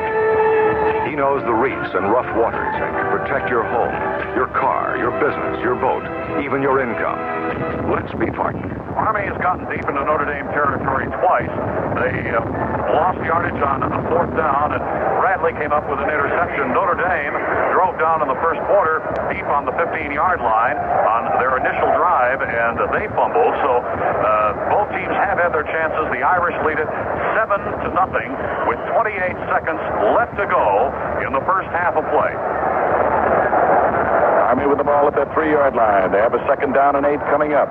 Now remember, they recovered that fumble back at their 1-yard line, and here's Hall with the snap and the handoff. He gives it to Greg King, and King comes over the right tackle and dives over a pile to about the 6-yard line. He may have picked up 3 more, and Steve Heimkreider is in the ball game. Good to see him back in there. Time is running out. 24 seconds. 24 seconds remaining here in the first half. The Irish lead it 7-0. And again, Notre Dame trying to stop the clock. Stops it with Army in possession at their 6-yard line. Lehman Hall goes back into the huddle there. He's coming back now. He had gone to the sidelines to be able to talk to Homer Smith. The head coach of the Army, Smith, is a Princeton man. This is his 4th year. He's still looking for that first big win, and that, of course, would be over Navy. The Army-Navy game is a classic all on its own. 76,891, a sellout here in this beautiful Meadowlands Sports Complex, just across from New York City. It's in New Jersey, just across the way. And as you look across the skyline, from the top of the stadium here, you can see the Empire State Building, the Chrysler Building, the big domes of the Trade Mart, everything. Army now with a 3rd down, a 3rd and 6, comes up to the line of scrimmage, and both receivers are out wide. Hall looks across, reads the signals, then hands it off. Merrigan wide to the left, turns the corner, gets out to the 10, run out of bounds at the 11-yard line by Leroy Leopold. Leopold had good pursuit on the outside of that play, but they did get good yardage. The cadets did very well in springing that to the outside because Notre Dame has covered the outside superbly. Army Army has the first down. The ball is put down just over the 11-yard line. What a thrill. What a great pleasure to see the 4,200 young men and young women who make up the fantastic core of the United States Military Academy. Here's the snap, a fumble, and falling on top of the ball is Lehman Hall. He may not have fumbled that ball. He may have just taken it and covered it to run the clock out. 12 seconds. They're ticking away now. 10 seconds remain in the first half. It's Notre Dame 7 and Army nothing in a great battle, a great renewal of one of the great football classics. Army and Notre Dame have produced some good ones as Notre Dame calls the timeout again to stop the clock. I asked Moose Krause about one of the great games because he played in it. In 1933, Notre Dame beat Army 13-12 in a fantastic classic because Army led in that ball game going into the fourth quarter 12-0. Notre Dame then scored. Army still led 12-6. With just minutes left on the clock, Moose Krause blocked an Army punt. It was recovered by the Irish in the end zone, and they went on to beat the Army 13-12. Who can forget? Some of the old-timers will never forget, of course. It certainly is written into the record books. That great 1946 meeting, a scoreless tie, 0-0, between the Army and Notre Dame. Our flashback today, incidentally, will look back to the 1957 Army game, another of the great classics. So don't miss it at halftime. Our football flashback. Here we go with second down, and Army coming up to the line of scrimmage. Hall has the snap, and again, he simply falls on the ball and covers it. The clock says 4, 3, 2, 1. Time is run out. The first half is over. So there's the end of the half with the score. Notre Dame 7 and Army nothing. East Rutherford, New Jersey. Beautiful sunny day. Great for football. In the individual stats, Heavens has gone for 120 yards, heading for one of his greatest days. Army teeing up the ball now on the 40-yard line. The black-shirted Black Knights of the Hudson are back on the field, and so is Notre Dame in their white jerseys. And here with the play-by-play of the second half, Mutual's voice of Notre Dame football, Al Wester. Mike Harkis has teed the football up at the 40-yard line, and down deep for the University of Notre Dame is Randy Harrison and Terry Urick. Waiting for the official whistle that will send this ball game into the second half. The Irish are receiving. Army comes forward and kicks the football. It bounces at the 35. It's picked up at the 30 and returned to the 35 and out of bounds. At the 36-yard line, it was a short kick, and it was Kevin Hart who grabbed the football and ran it from the 30 back to about the 36. Kevin Hart returns it to the 36. He, incidentally, is the son of a former Heisman Trophy winner, Leon Hart. Really great All-American football player at Notre Dame. Kevin Hart returning the football, and the Irish have first down at their own 36-yard line. Out of the huddle, up to the line of scrimmage comes quarterback Joe Montana. He has the snap, and he heads off to Heavens, and Heavens sprints wide to the left, tries to turn the corner, breaks one tackle, gets to the 40, down at the 42-yard line by John Hilliard. Bruce Elliott covered well on that play and made a diving try at the 35. Heavens got away from him, but by then, because of that good play by Elliott, the timing was broken up. But still, Notre Dame, as a result of an Ernie Hughes block, knocking out two men, got a 7-yard gain. Wide to the right-hand side goes Dave Waymer. As the Irish come up to the line of scrimmage at their own 43-yard line, it is second down and 4. In the backfield, Jerome Heavens, but the handoff goes to Mitchell. Dave Mitchell trying the left side. He finds the Army there, and the Black Knights of the Hudson double team him. Chuck Scott is there, and so is John Hilliard, and they drive him back. He may have reached the line of scrimmage. He got forward, the officials say, 2 yards up to just shy of the 40-yard line, and it will bring up third down and short yardage. The Heavens runs to the right, breaks in over the tackle, over the 45. He's up to the 47-yard line, and he's got the first down before Mark Berry and Kirk Thomas finally lock on to him and wrestle him down. Dave Mitchell provided the good block by sealing off the outside, giving Heavens the hole through which to run. Waymer goes wide to the right. The Irish now have both tight ends in there, Ken McAfee and Mark Saya. In the I formation, Montana looks left and looks to the right. 5-man line against him. Pitches it back to Heavens. Heavens wide to the right. In over the tackle. To the midfield stripe. He's down to the 45-yard line. And Jerome Heavens is hit at the 45 by the strong safety Bruce Elliott and by the left cornerback Dave Charis. That was a pretty play to see because Evans was running wide. He was just looking for the alley to open up, that area where he could run. McAfee opened it up, and he went scooting up for yardage. It'll be 2nd down and 3 for Notre Dame at the Army 45-yard line. Again, with a single wide receiver, Tom Doman. And they switch Waymer, Doman, and Smits in there. And straight ahead goes the big fullback, Dave Mitchell. He got over the 45. He may have gained a yard, but no more than that. George Mays, the big middle guard, just was like a block of cement in the middle of that line. Notre Dame put 2 men on him, and he handled both of them and made the stop on the play. As a matter of fact, the Notre Dame runner ran into his blockers. Mays' power on that play was so good. The Irish have rolled up 160 yards on the ground in the first half, 51 yards passing. Army has 31 yards rushing and 101 yards through the air. Here's a 3rd down 2 situation, and Montana has the snap and hands it to the second man through, and that was Jerome Evans, and Evans is piled up well behind the line. He was hit at about the 46-yard line. He tried to fight his way to the 43. The official puts it down at the 44, so it will be 4th down and about 2 for the Irish, and the punting team is coming on. Joe Resnick and the rest of the Notre Dame special team will come on to kick the football. Well, once again, it was Army stacking up the Notre Dame interference. That time it was Mitchell who was handled very well. Ready for the punt. Jim Merrican is the single safety for the Army. Resnick is standing in the Notre Dame 42. Here's the snap. There's a whistle on the play. We've got a flag on the play. Let's see what it's going to be called. Delay of game. Too much time. The Irish didn't get it in play. So there'll be a 5-yard assessment against Notre Dame, and they'll do the punt again.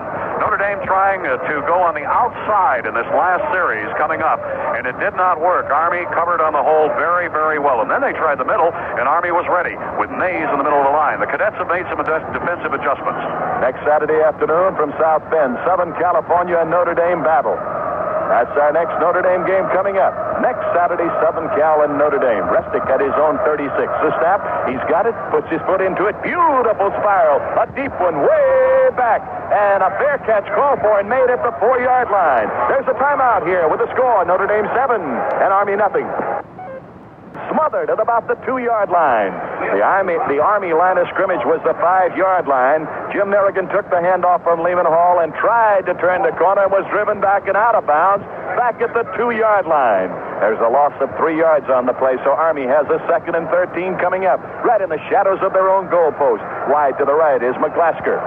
Lehman Hall has his team at the 2-yard line, takes a snap. The handoff is to King. Greg King trying to turn the left side, the weak side of the running formation, and is run out of bounds at about the 4. Leroy Leopold and middle linebacker Bob Goley are responsible for the stop. So, a 2-yard gain, and the Army now has 3rd and 11 from their own 4-yard line. They started to work over Leopold, but he has certainly been more than equal to the occasion on that right side.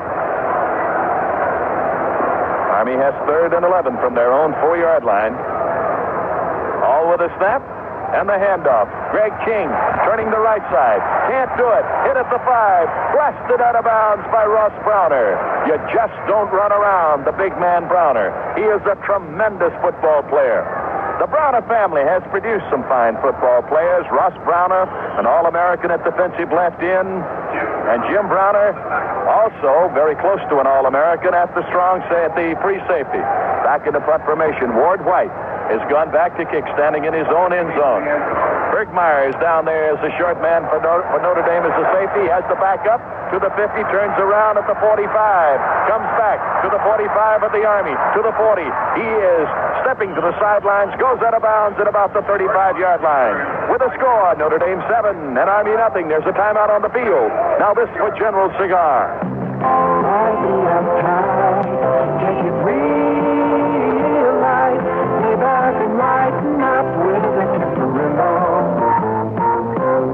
We used to be heavy smokers.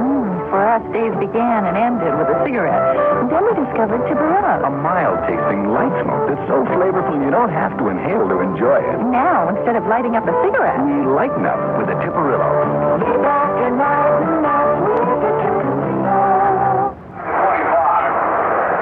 Evans takes makes a handoff and sprints around the right side. He turns the corner. He's down to the 30-yard line, and he's out of bounds across the way inside the 25. The official is putting it down at about the 22-yard line.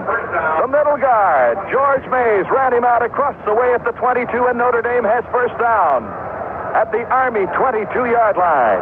In the I formation as they line up, one man split out wide to the left. That's Tom Doman. Here's Joe Montana with the snap and handing it off to the second man through. That's Jerome Evans. Now he turns and tries to turn the left side. Wide to the left. He turns the corner and gets inside the 20. Down to the 18-yard line. Finally pulled down at the 18-yard line by Dwayne Fuller and John Hilliard. Evans today has 154 yards and 25 carries. His high was 148 against Georgia Tech in 1975. His season high this year, 136 against Michigan State. Already Evans has over 150 yards. It'll be second down for the Irish from the Army 18-yard line. And here's a handoff to Evans, and he cracks over the right tackle. There's a hole. He's to the 15. He's down to the 14-yard line and hit down. Very close to a first down for Notre Dame. The Irish on the ground now, moving the football. Yes, they are. And again, the right side with McDaniels opening up a big hole, along with Mitchell, who was running in front of the runner Evans. Evans has really started to roll. It looks like he's come all the way back from that knee problem. 26 carries, and the quickness is there. In rushing, the Irish 201 yards now in 28 carries. They're in the I formation, and here's Montana to Evans again. And Evans tries the right side.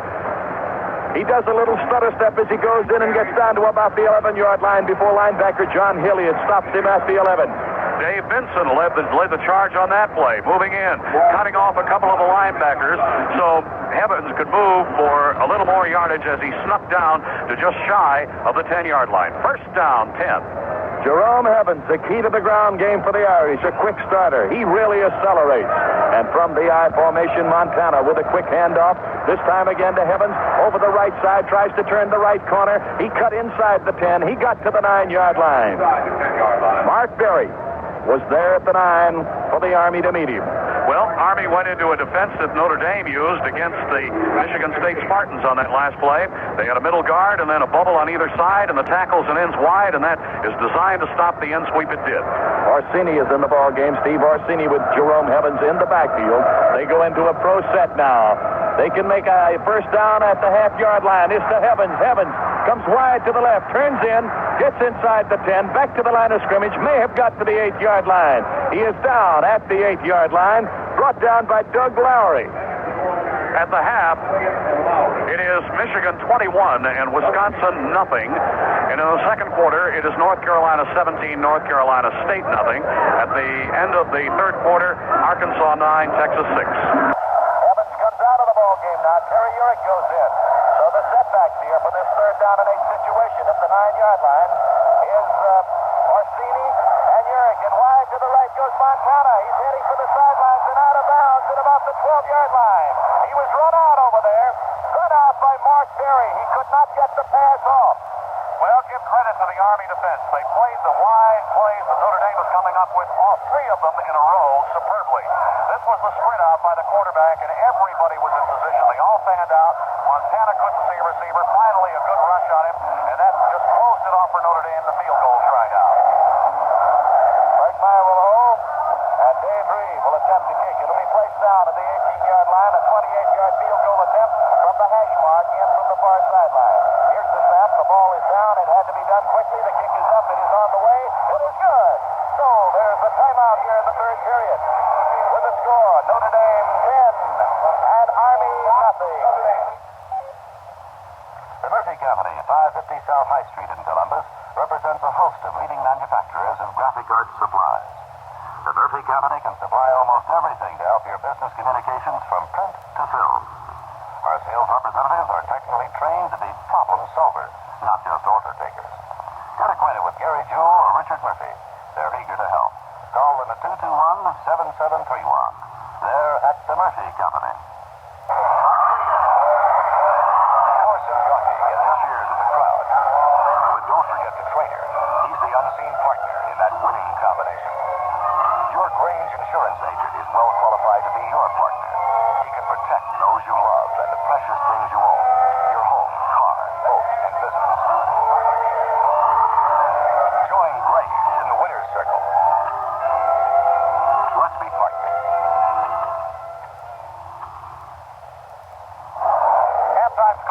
Ross 13, Boston University 3, Pitt 21, and Navy 14. The Middies coming up with a good one. And now here comes the kickoff.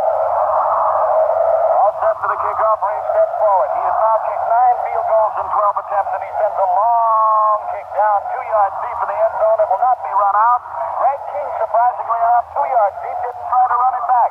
But there was great Notre Dame coverage. So the Army will have possession at their own 20. And here's some more halftime scores. Penn State 24, Syracuse 10, Harvard 21, Dartmouth 10, and Brown 7, Cornell 3. Sam Huff will have a complete wrap-up of today's college football and all the scores immediately following this broadcast. So Army has the ball.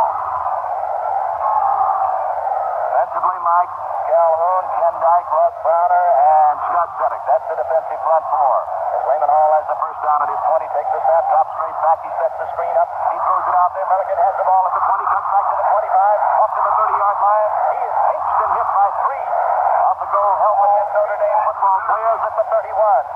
Jim Browner, Joe Resnick is there. Bob Golick was there as he cut back inside on the screen to the left. We haven't seen Hall cut loose with a real logwood. He can do it. He's got a great arm. The reason he can't is because Notre Dame's pass rush is just too fierce. He doesn't have enough time to throw. So he's taking advantage of what the defense is giving him. He's throwing into the linebackers' vacated areas. All right, there's an injured Army player over there, so with the score, Notre Dame 10 and Army nothing. There's a timeout on the field. Now this for the Teamsters. A major problem in America is the rising cost of health insurance. But did you know that 2.3 million families don't have that worry? That's right, because they're members of the International Brotherhood of Teamsters. They know that their union, the world's largest, provides this protection. And that's not all. Best wages, retirement security, and countless other benefits are automatically the privilege of Teamsters. That's why so many more workers are discovering the Teamsters. The Teamsters, 2.3 million families strong and growing. First down for the Army at the 31-yard line. Throw set in the backfield, 2 wide receivers to the left. The handoff, and straight ahead goes John Dwyer. John Dwyer banging straight ahead for the Army into the middle of the Notre Dame defense, and he's brought down immediately. He might have picked up a yard. Let's see. They put it down up at the 33, so give him a 2-yard gain. It'll be Army's ball, second down and 8 from their own 33. With Steve Heimkreiter being out with injury, Golick has taken over as a tackle leader. He made the stop on the last one. Tony Landry and John Dwyer. They are the setbacks behind quarterback Lehman Hall. It is second down and 8, and back goes Hall. The rush is on. Golick has his hand on him. He throws. It's complete at the 38. Up to the 40 and out of bounds at the 45 goes Keith Wilson. Let in. Keith Wilson made the grab at about the 38-yard line. He brings it all the way to the Army 45 and goes out of bounds at the Army 46. You wonder how Hall ever got rid of that ball. The pattern was this. They sent the quarterback deep because they sent the wide receiver out, and he took the quarterback. The area was cleared, and then the receiver just jumped in front. Greg King is back in the game as a setback with John Dwyer. 13 yards on the play. First down, Army at their own 46. Here's Hall looking over the defense of the Fighting Irish now. Takes the snap. Dropping out to the left. Look out. The rush is on. He throws to the right. A quick catch made there by Dwyer. He's at the 45. The midfield stripe. Bob Golick hits him at the Notre Dame 46-yard line. A key play by Joe Oliver. That really could have been ruined, and Whittington could have had an interception, but Oliver laid a good block on it, put him against the sideline. Army completed the pass with the linebacker out of the way. A 7-yard gain. On Monday night from Pittsburgh, the Pittsburgh Steelers and the Cincinnati Bengals. Lindsey Nelson and I will be on hand to bring that game your way. It is second down and 3 for Army at the Notre Dame 47-yard line. The I formation, and both wide receivers are split to the left. The pitch back given this time to Dwyer. Dwyer tries to turn the right side. He gets to the 46. He is blasted at the 46. Doug Becker and Luther Bradley both met him head on. Becker, who still isn't playing at complete good health, came in and handled that play well, aggressively coming up and smashing into the ball player, the ball carrier. So the line of scrimmage is going to be about the 45. Third down and a yard to go. The Army has it at the 45-yard line of Notre Dame, and the Irish dig in. Big third down play, and they want to stop the Black Knights of Hudson if they possibly can. Notre Dame leads at 10-0 now. Here's the long count. Lehman Hall takes a snap, tries the quarterback, sneaks straight ahead. I believe he made it. He lost the football, but the whistle had already sounded. Good charge of the Army offensive line. Gene McIntyre, the left guard, leading the way and clearing the way for Hall and Army as Hall takes it for a first down. The ball will be near the 43-yard line as the Cadets have put on an offensive surge here. 4 minutes and 9 seconds, the clock running here in the third period. Notre Dame leads 10-0. Army has it at the Notre Dame 43-yard line. Hall has the snap. Dropping back to throw. He looks to the left, looks to the right, fires one over the middle. Incomplete at the 38-yard line. It was intended for the tight end for Clenny Brundage, and Brundage had the ball knocked out of his hand. The linebackers weren't covering in that zone. It was all up to Luther Bradley to handle the entire situation, and they certainly had the matchup they wanted with the linebackers gone and moving up toward the quarterback on the blitz, but they couldn't complete it. Brundage should have had it. Hall has completed 14 of 22 passes this afternoon for 132 yards. Now, there's the slot back out to the right-hand side, and here's the snap to Hall. In the shotgun, he throws. It is intercepted by Notre Dame at the Notre Dame 39-yard line.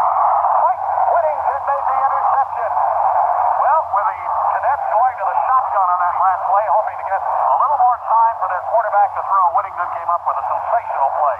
Tony Roberts and I will be in Dallas tomorrow for the Cowboys-Redskin game, and it'll be heard right here at Mutual. If the Redskins win, they go to a tie for first. All right, the Irish have the ball now. Just barely touching the 40-yard line, so it's first down, Notre Dame at their own 40. Here's Joe Montana with a pro set in the backfield and a short man off to the right, handing it off to Evans, who goes over the right side, cuts back in over the tackle. There's a flag on the play as he gets up to the 45, and he's knocked down at the 47-yard line.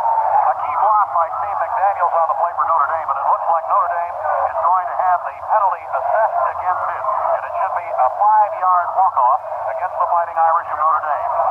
It might have been a penalty for offside as they are discussing the situation with Army. So here comes the assessment. No, it's going to be a long one. It's going to be 15 yards against Notre Dame. 15 yards against the Fighting Irish. The penalty is assessed down to about the 25-yard line against Notre Dame. A holding call against Notre Dame. So Notre Dame gets a very bad break here. First down, 25 yards to go with 3:45 to go, third quarter. The Irish come out of the huddle up to the line of scrimmage. They go into the pro set again, and here again is Joe Montana with his hands under the center of the snap from Huff when he drops and bumps, throws out to the right-hand side. The charge is on. He throws. McAfee has it at the 40. He's up to the 44-yard line, and across the way, Big Ken McAfee is out of bounds at the 44-yard line. A 19-yard pass play. But remember, they had a big penalty stepped off against them, so it is not enough for the first down. It'll be 6 yards shy.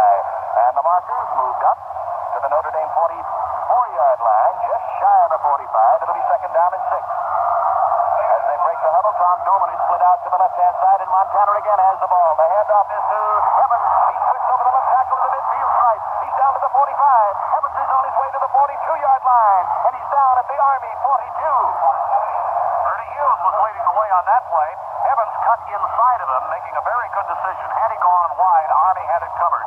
Evans made an instant decision, used his quickness to gain the yardage of 13 here against the Army defense. Army covered that play pretty well. Orsini and Terry Urick will be the setbacks now as Evans gets a little bit of rest. He comes to the sideline. First down for Notre Dame, and rolling out to the right is Montana. Plenty of time. He's going to run the ball, turns the corner at the 40, the 35, goes out of bounds at about the Army 34-yard line. Nobody open, and Montana took the football and just wheeled around the corner and down the far sideline before Dave Sharich ran him out. He wanted to hit Waymer deep on about the 10-yard line. Waymer was well covered by the Army quarterback, so he decided to run with it, picked up yardage. By the way, McAfee, I think, has started to find the seam in the Army zone about 20 yards deep. We can look for one to him. He had a good long, deep turn just a moment ago to make that big catch. It'll be second down for Notre Dame, second and about 3, and here's the handoff, and straight ahead goes Urick, and he cracked right over the right tackle inside the 30. He is down to about the 28-yard line. He's got the first down. The greatest individual performance by a back for Notre Dame was Emil Sitko against Michigan State in 1948. He picked up 186. Evans is now at 176 yards in 30 carries. Back into the ball game goes Evans. Evans is in there with Steve Orsini in the I formation. The pitch back. Evans sweeping wide to the left. Good interference in front. Cuts into the 20. Breaks the tackle and goes to the 15. Jerome Evans is down at the 13-yard line. Steve Smith is responsible for the stop there. Mark Zaya led the way on that charge from a tight end slot. He moved out and cleaned out the cornerback, and then Evans cut up inside of him. The quickness of Evans is giving him great yardage. 191 yards now in 30 carries. The greatest yardage for any Notre Dame back in a game. down for Notre Dame, down at the Army 13-yard line. And here is the handoff to Urick as he comes in the game to take over from Evans, and he cracks inside the right tackle. He's got about 3 yards as he fights his way, and he has to fight all the way down to the 11-yard line. Now Notre Dame has started to spring the wide stuff, and since they did, they decided to trap up in the middle of the line. They only gained a couple of yards on it, but this is the kind of play that is touchdown. You set it up with the wide stuff. Orsini and Urick, the running back, a pair of seniors, as they line up with a second down and 8. And Montana bluffing it, rolling out to the left to throw. He looks, he throws. It's good at the 3-yard line to Steve Orsini. Orsini with a circus catch. It's knocked out of bounds at the 3. They got the flow of the Army defense going in the opposite direction and then rolled to the left. We pause briefly for station identification. This is Mutual, your News and Sports Radio Network. You're listening to WMNI, Radio 920, Columbus, Ohio. The time is 3:29. Just back in the game. It's Evans and Orsini, the setbacks in the eye behind Joe Montana with the first down at the 3. Here goes Evans, cracking off the right tackle, trying to break a tackle, can't do it. They stick him at the 2-yard line, and they hold on. The key was Orsini coming up with a block, but Orsini was overpowered about a yard behind the line of scrimmage. Timing of the play was destroyed, so Notre Dame has a second down coming up now, and about 2 yards to go. It'll be interesting to see what play the Irish select now. Will they go wide? Evans comes out, and the man who brings the play in is Terry Urick. Urick and Orsini. The pair of seniors in that Irish backfield, and it is Urick straight ahead, into the end zone. Touchdown, Notre Dame!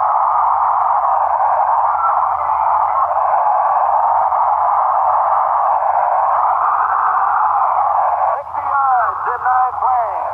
60 yards the Irish move in 9 plays, and now they lead in the football game 16-0. The point after coming up, and Dave Reeves will attempt that. Nobody can deny this has been an exciting football game in the second half. We've got one coming up for you on Monday night when the Cincinnati Bengals and the Pittsburgh Steelers battle at Three Rivers Stadium in Pittsburgh, Pennsylvania. The Mutual Monday night NFL thriller will be heard over most of these Mutual stations. The 43rd meeting here at the Little Round Sports Complex at Giant Stadium between the Army and Notre Dame. Notre Dame led in the series with 30 wins to 8 for the Army, and 4 of the games have ended in ties. But there have been some classics in those meetings, some great football games. Oddly enough, 25 of the Army-Notre Dame games have been played in New York City. The Polo Grounds, Yankee Stadium, Everett Field, Shea Stadium, now here in Giant Stadium in East Rutherford, New Jersey.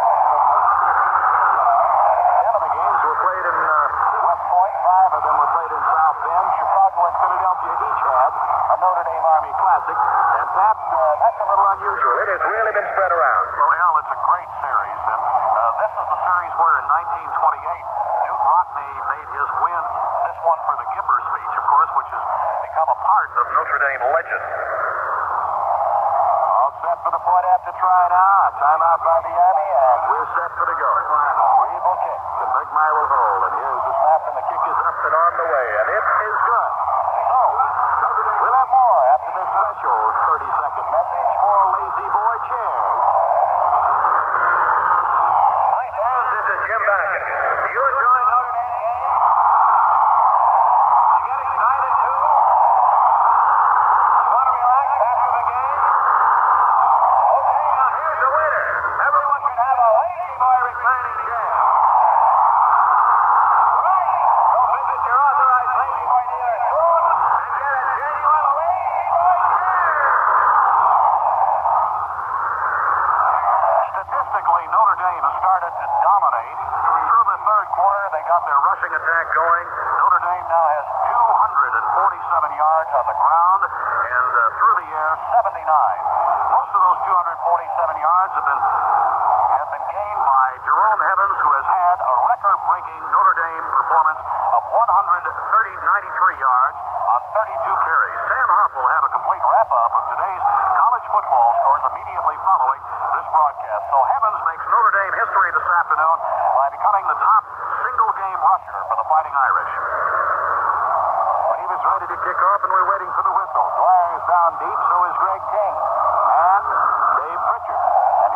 kick. It's a long one. It will go back deep into the end zone and out of the end zone. And Dave Reed really kicking the football.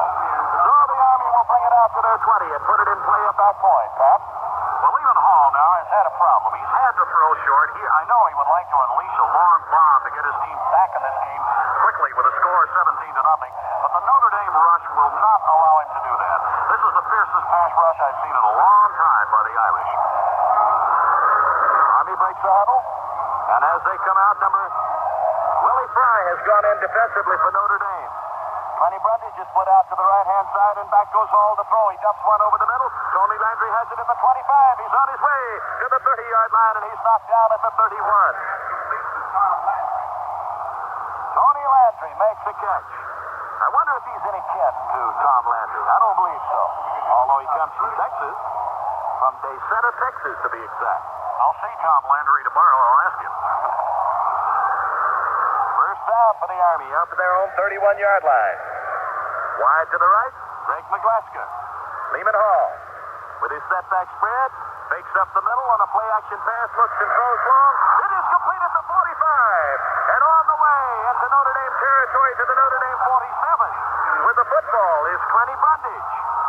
The great tight end of the Army makes this a beautiful catch up at the 42. He made a deep pattern on that. That's the first really deep pattern he's run. And on the play, he got coverage from Whittington. Notre Dame linebacker Whittington handled him. Time is running out. They will not get another playoff. There's the end of the third quarter with the score. Notre Dame 17 and Army nothing. Now this for Ford Credit. When you're buying or leasing a new car or truck, Ford Credit wants to give you credit for being you. Maybe you're wondering just who is Ford Credit. Well, our full name is Ford Motor Credit Company, and we're the sales financing subsidiary of Ford Motor Company. In other words, we're the people who want to give you credit on any Ford or Lincoln Mercury product. So have your dealer call us if you're buying or leasing a new Ford, Lincoln, or Mercury car, a Ford truck, tractor, or recreational vehicle. You see, we believe in the people who buy Ford products, and you can believe we'll do everything we can to put you on wheels fast. When you're buying or leasing a new car or truck, Ford Credit wants to give you credit for being you. The key to this game has been Notre Dame's ability to acquire field position, and when they do, to cash in on it. That's precisely what the Irish have done, to put 17 points up on the scoreboard against Army 0. Leading 7-0 at halftime, the Irish came back with a field goal and a touchdown in the third quarter. The fourth period underway. First down for Army at the Notre Dame 48-yard line. Hall has the snap, back to throw. The rush is on, and he has to throw in a hurry. Oh, he had the pressure on. Notre Dame really put it on him as Ross Brown had crossed over. A fast pass to the sidelines, intended over there for Clenny Brundage, was thrown too rapidly to be effective. Well, Ross Browner came in from the left side. He was just like an express train coming in, beating Jim Hodge, the guard, who tried to pick him up after the tackle missed the block. Willie Fry, we told you, back in the game after being out 2 weeks with injuries. He's at the defensive right end, Browner at the left end. The snap, all is back on a second down and 10, throws over the middle. It is complete at the 33-yard line. Clenny Brundage made the catch, and the Army has the first down. Clenny Brundage, who is the pride of the West Point coaching staff's football team, with his great work on offense on the passes from Hall, made a beautiful stop on that one, fell to the turf at about the 32-yard line, 15-yard gain. Jim Merrican and Greg King are the setbacks in the pro set behind Lehman Hall. It's first down, Army at the Notre Dame 33. Both wide receivers are to the left. Back goes Hall to throw. He looks, throws over the middle. It's intercepted by Notre Dame. Grabbing it off is Leopold at the 30. He's up to the 35. He's on his way to the 38-yard line. Jim Hollingsworth finally brings him down. Leroy Leopold makes the interception, and the Irish take over. Tony Daly just tried to block Ross Browner one-on-one. He couldn't do it as Browner again took the outside route, made a fake inside, went outside. He's on the sideline now. Teammates congratulating him. He raises a fist. He knew he did it. He was on top of the quarterback. The pass was hurried. That's the third interception defensively for the Notre Dame football team, and they're playing great football. First down, Notre Dame at their own 37-yard line. Here's a pitch to Evans. Evans sweeping wide to the right. Orsini in front. He breaks inside at the 40 to 45. Breaks away at the midfield stripe. Down the sideline. Out of bounds at the Army 36. A great run. A beautiful run by Jerome Evans. Dave Charest had him on the line of scrimmage. He beat his block. He was on top of Evans, but Evans just stepped away from him. It's one of those things where if you're a great back, you can accelerate, and he did just that. But the play is being called back. And upset over the call is Dave Huffman, the center. They're going to call it back as a holding call against Notre Dame. This will hurt 15 yards on the Fighting Irish. It will be assessed now. They're talking to the captain of Army, and here comes the walk-off by Milton Hess, the referee. That's the seventh penalty the Irish have been assessed today. 65 yards have been stepped off, and 3 of them have come after big gains, Pat. Well, it was beautiful to watch Evans on that run just accelerate past Charest when he was all alone ready to make the tackle, and whoosh, he was gone. He was up 10 yards past him. Charest was there with his arms waiting to tackle Evans. Notre Dame has the ball now back at their own 25-yard line, and they'll have to do it again. As they break the huddle and come up to the line, wide to right. To the right goes Dave Weimer. Chris Haynes is split out about 8 yards to the left, and from the pro set, the handoff is given off, and straight ahead with the football goes Dave Mitchell right up over the middle to the 28-yard line. Brought down at the 28-yard line, a gain of about 3. It's going to be, let's see, second down coming up. Second and, no, where's put down? It's put down up at the 19-yard line. It'll be second down now, and about 20. And as the Irish come up to the line, Orsini and Urick are the setbacks behind Montana. Joe Montana rolling out to the right, looking for someone to throw to. He is going to run with the football, cut from behind at the 30-yard line and dumped by Dwayne Fuller. Well, the key on that was Jim Hollingsworth, who came in and put on a good rush, and then Fuller was a kind of a safety valve up at the line of scrimmage, and he just moved Montana right into Fuller's arms, and Fuller anchored him on about the 30-yard line on the near side of the field. Hollingsworth's initial rush was the key thing for the Army cadets on that play, and a good play by Army. 3rd and 17 now. The Irish almost have to go to the air. There's Huffman over the football. Orsini back to block. Back goes Montana, throws to the sidelines, incomplete at the 50. Turning in beautifully at the 50-yard line was Chris Haynes, but the ball was too low, and it was out of bounds. Chris Haynes made a very good play on it because he found the seam of the zone right behind the linebacker Barry and in front of the quarterback. He had a clear area, but the ball wasn't sent to him. He knew where to go, and that's been one of the important things for Notre Dame. In the first half, they had trouble figuring out where the seams in those zones of the Army defense was. Jim Merrigan is the deep man for the punt for the Army at the Army 30. Joe Resnick is back in punt formation. It is 17. He steps forward, puts one up. It's short. It hits at the 45 of the Army. Rolls to the Army 38-yard line. Is touchdown there. With a score, Notre Dame 17 and Army nothing. There's a timeout on the field. Now this for Firestone Tires. When you're looking for tires that put teeth in winter driving, drop in on the Snowbiters at Firestone. Look at them. 2 sets of deep, biting teeth that really gobble up snow. But they don't take a bite out of you. Right now, a polyester cord Snowbiter is just $20 plus federal excise tax. And you can charge them. For quiet running, long mileage, and plenty of traction. Firestone Town and Country Snowbiters. First down for the Army at the 39-yard line, and Lehman Hall with the snap is racing out wide to the right. He's dropping back, and he's being rushed, and he can't get away. Bob Golick has him back at the 27-yard line. Golick, the middle linebacker, blitzing through the middle, came right in on top of quarterback Lehman Hall and dumps him for a big loss. Army has the ball back at their own 28-yard line. A loss of 12 yards. It'll be second down and 22 now. Hall has both receivers split out as he drops back and look out from the side. He throws, almost intercepted by Luther Bradley. If it was intended for Tony Landry, it overshot him by a good 5 yards. In a hurry, Hall had to get rid of the football. Willie Fry was in there putting the pressure on. And Willie is showing that he's coming all the way back from that ankle injury because it's the second play in a row that he's been all over the quarterback. He is busting in almost untouched. He is so quick at the line of scrimmage. It'll be third down and 22 now. 3rd and 22. In third down situations, Army has Been successful 5 out of 12 times. Here's Hall with the snap. Back to throw. Throws the screen out there. Catching the ball is American. American cut down. Fumbles the football. Army recovers it up at the 33-yard line. American was hit viciously there as the screen was set up successfully. He made the catch, and Notre Dame cut him down. Keith Wilson recovers for the Army the fumble football, and Army has the 4th down coming up, 4th and about 16. Back into punt formation, Ward White, standing on the Army 28-yard line. Ward White, the punt, quarter to down. Harrison is back deep with Bergmeyer, and here's the kick, and it is a beauty. Harrison backs up to the 13, fumbles the ball, picks it up, and is knocked down at the 14-yard line. There's a timeout here with a score. Notre Dame 17, Army nothing. Rodenfeld Chevrolet has never had so many great new Chevrolets to show you at one time. There's the all-new Monte Carlo, the new Cy Chevelle, the completely new four-door Chevette. Come to think of it, there's a whole lot of good news everywhere you look. The Rodenfellows have been outselling the other guys all year long. Just think what they can do for you now with this great new line of 78 Chevrolets. Rodenfeld, 555 West Broad. Rodenfeld Chevy City, one for the road.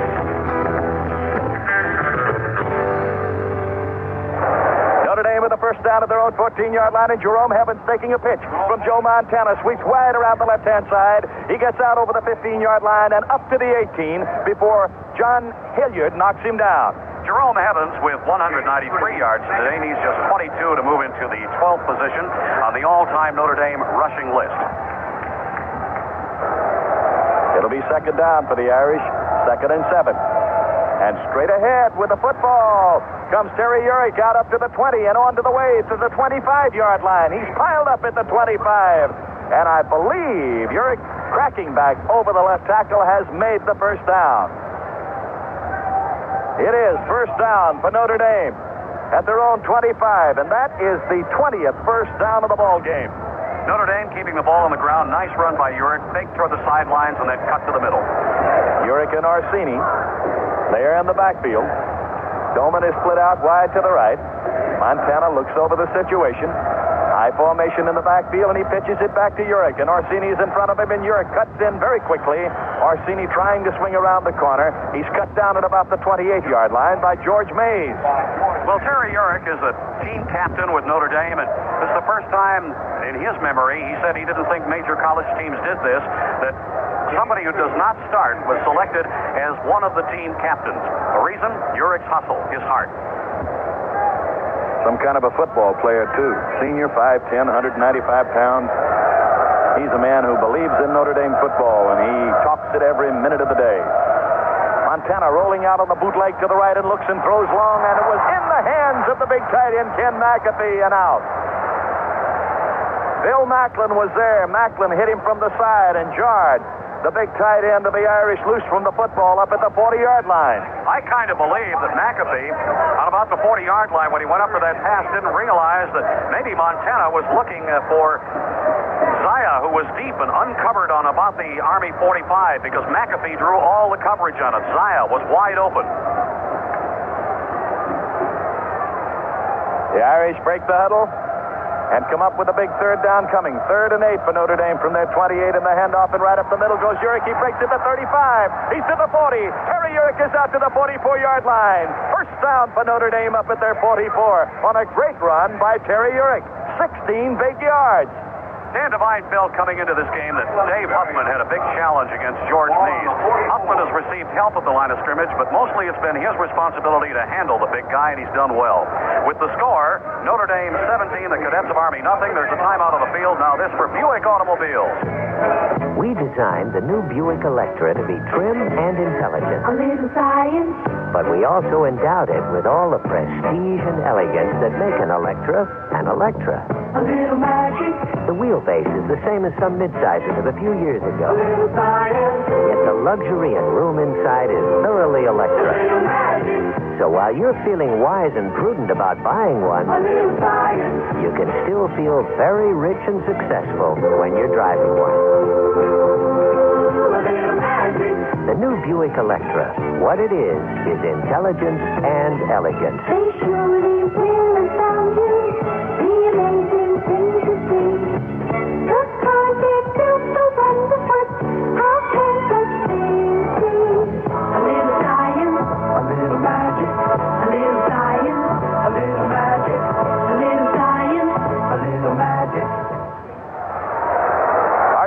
fumbled the football. A handoff from Montana, and Army has recovered, and now Lehman Hall is back to throw. He throws down the middle. On first down at the 30-yard line, it is incomplete, intended for Clenny Brundage, and knocked out of his hands.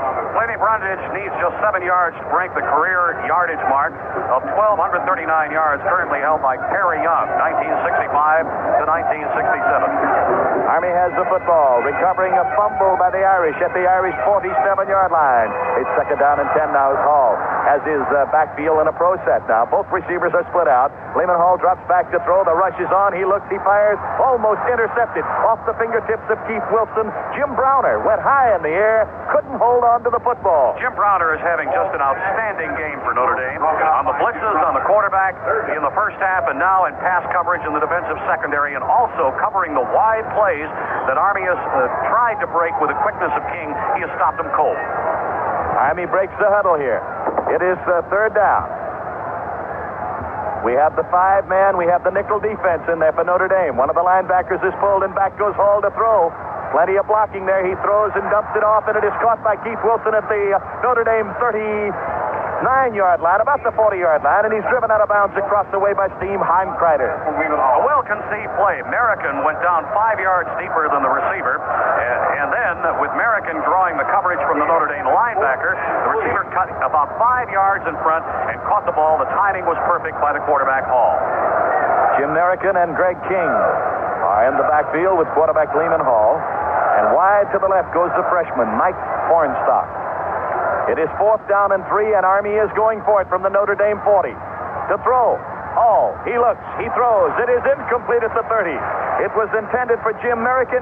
Merrican couldn't get to the football. The Irish take over as Army gambled here midway in the fourth quarter. And Notre Dame gambled, too, because they sent their safety, Jim Browner, in on a blitz, and he was near the quarterback, giving him enough pressure to break up the timing on the play. Browner has had a great game for Notre Dame this afternoon. The Irish take over, first down 10 situation, as this is the second time Army has failed on a fourth down try in this football game. Quarterback Lehman Hall has completed 19 of 34 for 191 yards. There's a timeout here with the score. The Notre Dame 17 and Army nothing. History and literature abound with famous partnerships. Sherlock Holmes and Dr. Watson, Lewis and Clark, and you old-time baseball fans remember Lefty Grove and Mickey Cochran. Partners work well together, help each other, add a third dimension toward success. Your Grange agent wants to be your partner in protection. This is a partnership that can last for years and can help you over the rough spots. Give a listen the next time your Grange agent says, "Let's be partners."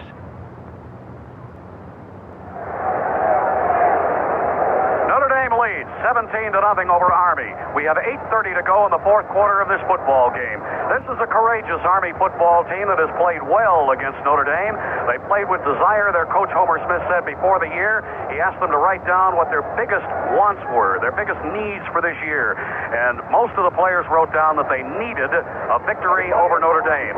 Army came in here fired up. Notre Dame, with the power rushes off the tackles, has gained big yardage. It's been a tremendous afternoon for Jerome Evans. Along the sidelines, Merv Johnson, Hank Koolman, head coach Dan Devine, all on the phones. The Irish have a first down at their 40-yard line, and in the eye. Here's Montana pitching it to Urick, and Urick, with Orsini in front of him, turns the corner, gets out to the 43-yard line. Great pursuit laterally across the field by the Army, and they cut him down at that point. Urick has 43 yards now in 7 carries this afternoon. The safety man, Bruce Elliott, saw that play going wide, and he busted into the Notre Dame backfield. But Tom Doman, coming from his wingback position, just obliterated him on about the 40-yard line. Thus a Notre Dame gain. The Irish break the huddle, and they come up to the line of scrimmage. Wide out to the left-hand side is Dave Weimer. Montana has a slot back to the right, and a draw up the middle goes to number 14, Steve Orsini, and he's over the 45. He's onto the midfield stripe and very close to a first down before linebacker John Hilliard brings him down. Until last year, Dave Huffman never played the center position. It was new to him. He's gone against some of the truly great middle guards in football. On that play, he handled George Mays very easily in the middle, and the big hole opened up. First down for Notre Dame at the midfield stripe. Kevin Hart is in there at a tight end now. And here's the handoff. And straight ahead with the football goes Evans. And Evans crosses the 45 of the Army before he is wrapped up, piled up there at the Army 44-yard line. Again, it was that young pile driver from Dallas, Texas, Dave Huffman from his center position, clearing the way. He was the lead blocker on the play as Notre Dame crunches for more yardage. It'll be a 2nd and 4. 34 carries for Evans. He has 202 yards in the ball game. Wide to the left now goes Tom Doman as the Irish have a 2nd down and 5 from the 44-yard line of the Army. In the I formation, the full I, and Montana handing it off to Urick, and he's cut behind the line. A beautiful play by Tiki Traylor. The defensive left tackle of the Army broke through and brought him down. He came in very, very quickly. He analyzed in almost a split second where that play was going to go, and because of that quick analysis and then the very fast move to the ball carrier, he wrapped him up on about the 46-yard line. Kevin Hart is back in now, and Chris Haynes has gone out. I beg your pardon. Hart is out, and Haynes is back in. And here's Montana rolling to the right. He can't throw. He'll run with it. To the 40, to the 35. He's out of bounds at the 35-yard line of the Army, and that's more than enough for a first down. Chalk up 11 yards there for quarterback Joe Montana. Quick thinking by Joe Montana. Going back, was a pass play, but he saw a little alley along the sidelines that he could take advantage of. He knew how much yardage he could get, estimated in a split second how he could run, and did it. Army with the 5-2. They stack 5 men on the front line, the 2 linebackers in the Oklahoma defense. Notre Dame running from the basic I. Haynes is out to the right, Waymer to the left, and here's a handoff instead to Urick, and he cracks back. Started to the left, cracked back over the right side instead. Reversed his field, came to the 30-yard line, got down to the 29-yard line. Stan Ford and Steve Miller were there to stop him. More than anything, that was Terry Urick's football knowledge. He thinks through this game. He saw Army in a wide defense designed to stop the wide play, went inside.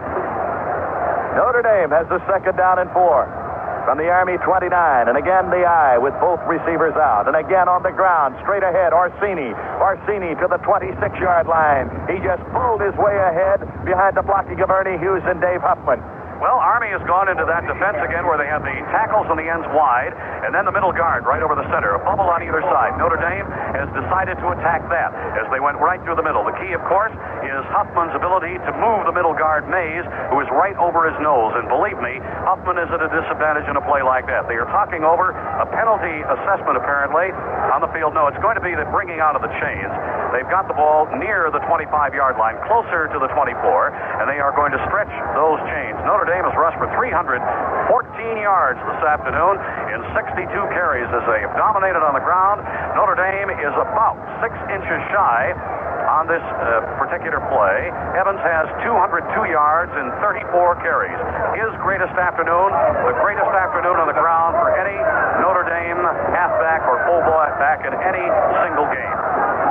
5 minutes and 47 seconds remaining in this football game. 17-0 the Irish lead, and they have about a half yard to go. It will be 2nd down for Notre Dame, 3rd down for Notre Dame at the Army 25.5-yard line as they line up in a tight formation and only one receiver out in quarterback. Joe Montana goes straight ahead, and he is over the 25. He's got the first down for the Irish. He has the first down for the Irish. All right, the ball is put down at the 23-yard line. And Notre Dame goes back in a huddle at about the 35-yard line. The Army now will have to dig in. They lead 17-0. As the Fighting Irish break the huddle, wide to the left, Dave Waymer. Only one man out. Setbacks, the handoff is to Urick. Urick, straight ahead, cracking over the right guard. Ernie Hughes trying to drive a hole for him, couldn't get too far. Moved to the 21. Notre Dame, with dominance at the line of scrimmage now, is taking advantage of this because they want to, more than anything, control the ball and the clock, which they are doing. It's now down to 5:07. The Irish in front, 17-0. Tom Doman is the man out to the right, and in the I formation, taking the pitch back. There is Urick turning the corner, trying to turn the corner. He is caught standing up back at the 25-yard line, and he loses ground. He could not make the turn. Army, with great pursuit, was there to stop him. That's about the 3rd time that a back has slipped on this artificial turf. Apparently, because of the heavy rain that New Jersey has had, there is some problem on the turf. With the ball back at the 25-yard line, the Irish will have 3rd now and 12. Montana will have to go to the air. He's back to throw. He looks over the middle. The big tight end. Complete. McAfee at the 18. Not enough for the first down. This is the first time Notre Dame has used the short pattern to McAfee in front of the linebackers, and it worked this time to perfection. But as you just heard, shy of a first down. All McAfee did was just move in front of John Hilliard and get the pass. That's the thing that has impressed me has been the great defensive play of the Irish. They've shut the Army out. The offense has sputtered at times. It has not been able to take advantage. McAfee has caught 3 for 45 yards. Notre Dame on fourth down will try. 4th and 4, rolling to the left is the quarterback. He throws. Montana throws. It's complete. It is complete to Steve Orsini on the far sideline. And it's first down. Notre Dame at the Army 11. The idea of that play was just to get Orsini in front of the linebackers on the far side of the field. They did just that. It took a very hard, fast throw from Montana to complete it. He wanted to keep it low to avoid an interception. Everything worked to perfection. First down for the Irish, and they can still come up with another first down at the half-yard line. 10.5 yards away is the goal line. And here's the handoff to Urick, and he cracks into the left tackle. There's a flag on the play as he blasted into the left tackle down to the 7-yard line. We are waiting for the indication from the official as to what that penalty is going to be, and it could be a long step off against Notre Dame. I am told it's a holding call against the Fighting Irish, so it'll be 15 yards just as they got down into Army territory. Notre Dame has gone down deep into Army territory several times during this game. As a matter of fact, on the first drive when they fumbled, and they've been hurt by penalties when they've gotten down into Army territory as well. It is a holding call, signaled officially by referee Hess, so the ball will be on the 25-yard line. 8 penalties for the Irish, a total of 80 yards. They will line it up at their 25-yard line of the Army. It is 1st and 25, and here's the pitch back. Wide to the right-hand side. Vegas Ferguson making his appearance for the first time this afternoon. Turns the corner, gets down to the 20. It is knocked down at the 19-yard line. Down into Army territory as well. It is a holding call, signaled officially by referee Hess, so the ball will be on the 25-yard line. 8 penalties for the Irish, a total of 80 yards. They will line it up at their 25-yard line of the Army. It is 1st and 25, and here's the pitch back. Wide to the right-hand side. Vegas Ferguson making his appearance for the first time this afternoon. Turns the corner, gets down to the 20. It is knocked down at the 19-yard line. Vegas Ferguson has been out with injuries for the last 2 weeks, and the great running back of the Irish from Richmond, Indiana, is back into action. He is there. More after this special 30-second message. They are our special way of saying thank you to our many football fan customers. The Murphy Company, Central Ohio's largest supplier to the graphic arts industry, has built its reputation on reliability for more than 30 years. If you enjoy these broadcasts, thank Ken Eversole or Jim Murphy next time they're in your office or plant. Or call 221-7731. Notre Dame brings it up to the line of scrimmage. Orsini is in there now with Urick back to throw as the quarterback, and he fires one in there at the 3-yard line. Chris Haynes down on the ground makes a catch at the 3. Urick and Orsini were curling out of the backfield. Bruce Elliott was there, but the catch was made by Haynes. Let's pause briefly for station identification. This is Mutual, your news and sports radio network. You're listening to WMNI in Columbus, Ohio. 3rd and 5. The ball is at the 4-yard line. They have to go to the 3.5 for a first down. In the I formation, the handoff to Urick, cracking in over the left guard, right between Dave Vinson and Dave Huffman. He may have picked up a yard, but no more than that. He is stopped at the 3-yard line. The Army linebackers covered beautifully on the play. They saw the play breaking back. They were not taken out of position, and Hilliard and the rest went into the middle of the line and just cut off the hole. So Notre Dame comes out of the huddle. Wide to the left-hand side goes Dave Waymer. In the eye are Orsini and Urick. 4th down now. Here's the handoff to Urick, and he goes in. Touchdown! Over the right tackle. Steve McDaniel clears the way. Urick scores. 60 yards in 16 plays. Notre Dame ran out the clock almost there. 16 plays they had the ball before they put the touchdown on the board. And didn't Steve McDaniels clear the hole? There was a hole big enough to drive a truck through, as when Urick saw it, he was like a hungry bear heading for a steak. All set for the point after try. The Irish lead 23-0. With this one, they will make it 24 if they can get it between the uprights. Reeve kicks. The boot is up, and it is right on target. We'll have more after this special 60-second message for Las Vegas. Do you know what the world's best fun bargain is? Las Vegas. That's right, Las Vegas. With over 38,000 hotel and motel rooms to choose from, you'll find accommodations at most any time. Las Vegas offers 12 championship golf courses and over 100 conveniently located tennis courts for year-round play. If the world's greatest entertainers interest you, you'll always be lucky in Las Vegas. The sensational Sammy Davis Jr. is currently appearing at Caesar's Palace. Robert Goulet and Foster Brooks will be on the stage at the Sands, while Liberace will be performing at the Las Vegas Hilton through the 24th of October. Mike Davis will entertain you at the MGM Grand, where you can also enjoy the fabulous Hallelujah Hollywood Review. What else could you ask for in entertainment? There's a whole lot more in Las Vegas. With plenty of daily flights, why miss out on all the fun and excitement in Las Vegas? Call or see your travel bureau today. Brought to you by the Las Vegas Convention and Visitors Authority.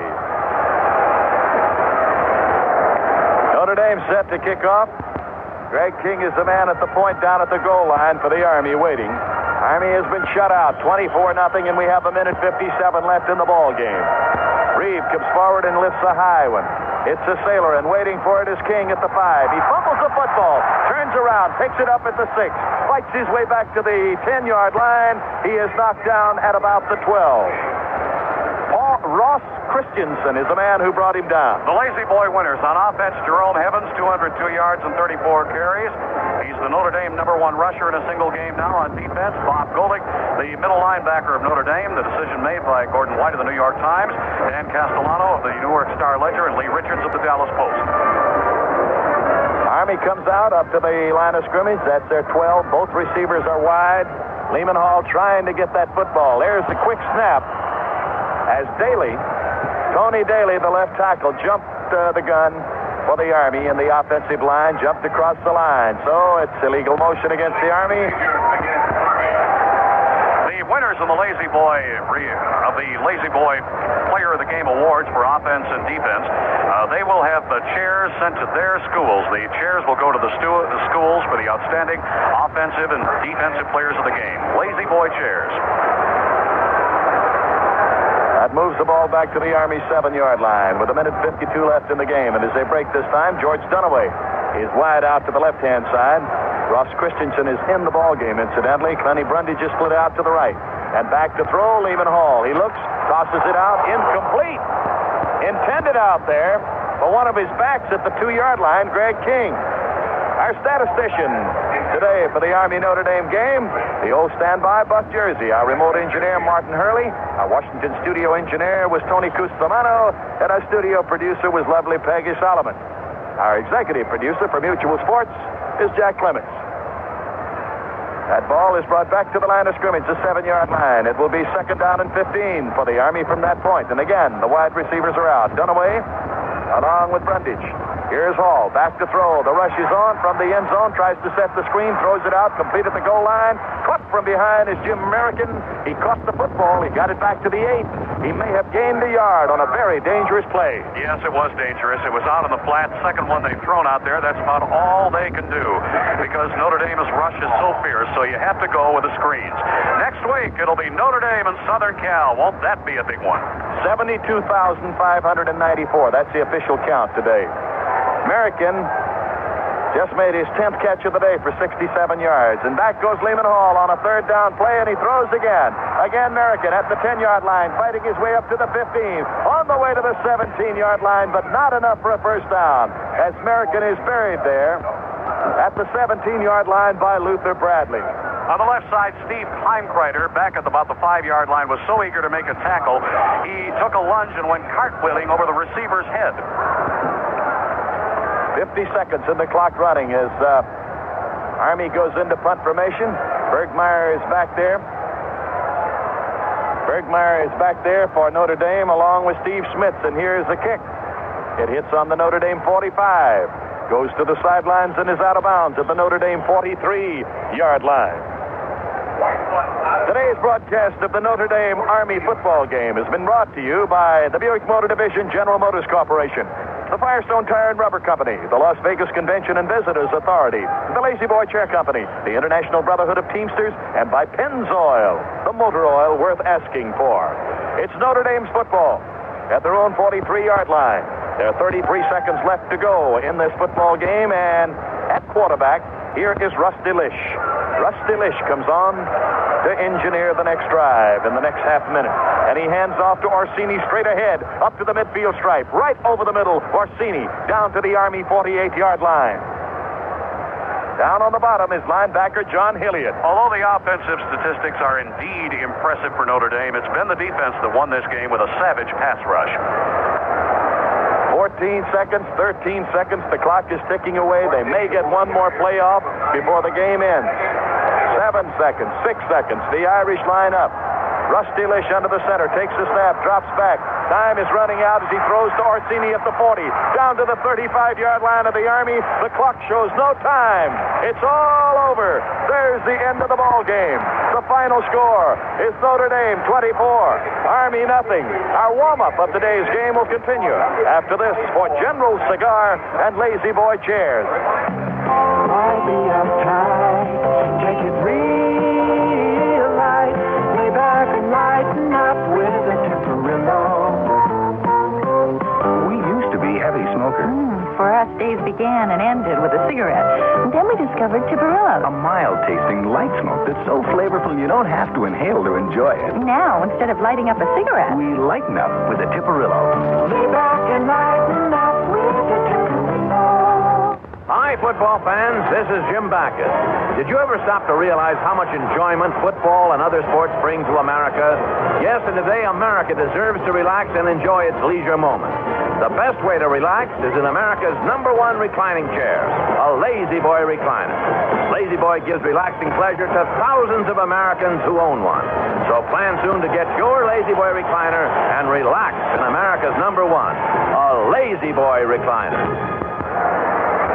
Pat Sheridan along with Al Wester from Giant Stadium in East Rutherford, New Jersey, where Notre Dame has defeated Army 24-0. A defensive show for the Fighting Irish as Jim and Ross Browner, Ken Dyke, Mike Calhoun, and Willie Fry, along with Scott Zedek, have been all over the quarterback all afternoon, and that ruined Army's pass offense. Statistically, yards rushing Notre Dame 340, Army only 23. Yards passing Notre Dame 123, Army 201. Total yards Notre Dame 463, and Army 224. Yards penalized Notre Dame 80, Army 30. Jerome Evans 202 yards and 34 carries, a Notre Dame single game record. A final rundown of the game after this message. These Notre Dame football broadcasts are another service of the Murphy Company. Bud Murphy is delighted to be your host. Notre Dame football has long been one of Bud's real interests, since he was a member of the last Notre Dame team coached by the immortal Newt Rockne. Notre Dame football has long been characterized as just about the best around, and that's how Bud tries to run the Murphy Company. May Irish luck stay with you all year is the wish of Bud Murphy of the Murphy Company. Rosenfeld Chevrolet has never had so many great new Chevrolets to show you at one time. There's the all-new Monte Carlo, the new Cy Chevelle, the completely new four-door Chevette. Come to think of it, there's a whole lot of good news everywhere you look. The Rosenfelds have been outselling the other guys all year long. Just think what they can do for you now with this great new line of 78 Chevrolets. Rosenfelds, 555 West Broad. Rosenfeld Chevy City, one for the road.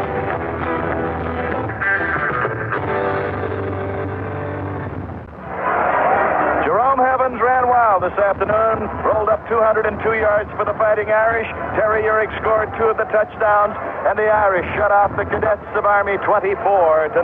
That was our final score. Stay tuned for the Spidell scoreboard that follows immediately over most of these stations. Now, this is Al Wester speaking for Pat Sheridan, Buck Jersey, Jack Clements, and our mutual crew saying so long from New Jersey.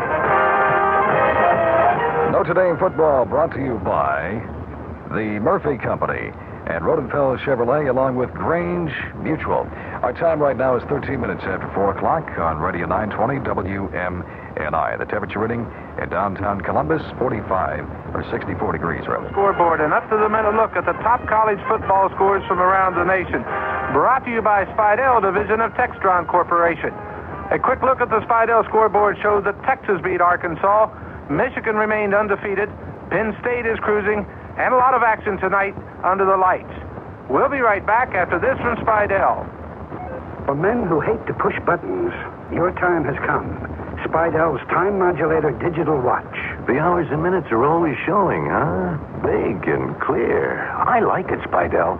For men who want split-second accuracy they can depend on, your time has come. Spidell's time modulator digital watch. The quartz crystal vibrates 32,768 times a second? It can withstand shock up to 1,800 Gs? Gee. For men who want the look and feel of elegant jewelry, your time has come. Spidell's time modulator digital watch. Hey, very stylish. Do you think I could maybe try this one on? For men who've been thinking it's about time somebody made a digital watch with accurate, beautiful, visible time, somebody did. Spidell. Until I started wearing my Spidell time modulator, I wasn't too sure there was a digital watch that did it all. Now I'm sure. Easy to use, looks good, and as tough as an offensive lineman, and that's tough. In a game heard over many of these mutual stations, Notre Dame defeated the Army 24-0. The Irish dominated the line of scrimmage, and Al Wester has this first half action. Tom Doman has come in, and he's wide to the right, and a quick count and a handoff to Evans over the right tackle, inside the 10-yard line, on his way to the 5. Evans is down at the 3-yard line. Great run on the inside by Jerome Evans. What happened from there, Al Wester? And here's the handoff, and Evans fights his way forward into the end zone. Touchdown, Notre Dame! That final score once again, Notre Dame 24, the Army nothing. More scores in the East now. Cornell 3, Brown 21. That's in the fourth quarter. In the fourth quarter also, Yale 42, Columbia 14. Fourth quarter score, Harvard 31, Dartmouth 17. Holy Cross 13, Boston University 3 at the half. Pittsburgh 27, Navy 17, that is the final score. In the third period, Colgate 28, Princeton 7, Rutgers 13, Lehigh nothing in the third, Syracuse 17, but Penn State 31, that's a fourth period score. Villanova 33, Delaware 8 in the fourth, Boston College 17, West Virginia University, my old school, 24, and that is in the fourth period. Massachusetts 37, Rhode Island nothing. Rhode Island 6, Massachusetts 37, Rhode Island 6 in the fourth period. Slippery Rock 28, California, Pennsylvania 7, that is the final score. Slippery Rock wins a big one. In the Southwest, number 2 ranked Texas took on Arkansas. Texas 13, Arkansas 9, that is the final score. The Arkansas kicker Steve Little tied the NCAA field goal record by booting, and get this, another 67-yard kick. He tied Texas kicker Russell Erxlabayan record, and he kicked a 67-yarder just a couple weeks ago. Texas A&M plays at Baylor, and Texas Southern takes on Bishop. More on the nation's college action when we return. You're listening to the blast-off of an Apollo moonshot. But what you're really listening to is the solution to thousands of incredibly intricate problems. The pessimists said it could never be done. We'd never put a man on the moon. Too many problems. But we did. We solved the problems. And a lot of the answers have benefited our lives on Earth. Most of those problems were solved by college-trained minds. America needs a continuous supply of these college-trained minds. But training bright young students costs more money than ever before. And that's where you come in. Without your financial help, American colleges can't go on nurturing the minds that will make tomorrow's world a better one for us all. So make America smarter. Give to the college of your choice. A public service message for the Council for Financial Aid to Education, presented by this station and the Advertising Council. Bob Sterling rolls with the Tide in Birmingham. Alabama and Tennessee, perhaps the South's greatest rivalry, has been a super show in the first half, offensively and defensively, by the Alabama Crimson Tide. Jeff Rutledge, Alabama quarterback, has run for 2 touchdowns and led the Alabama offense to 284 total yards in the first half. The Alabama defense has held the Tennessee Volunteers to only 53 total offensive yards. Tennessee didn't get their initial first down of the game until there were 2 minutes left in the half. At the half, it's Alabama 16-3 over Tennessee. Bob Sterling in Birmingham for Mutual Sports. And once again, Alabama leads Tennessee by a score of 16-3 at the half. In the fourth quarter now, Clemson 17, Duke 3. and Furman 28, Marshall nothing. That's the second period score.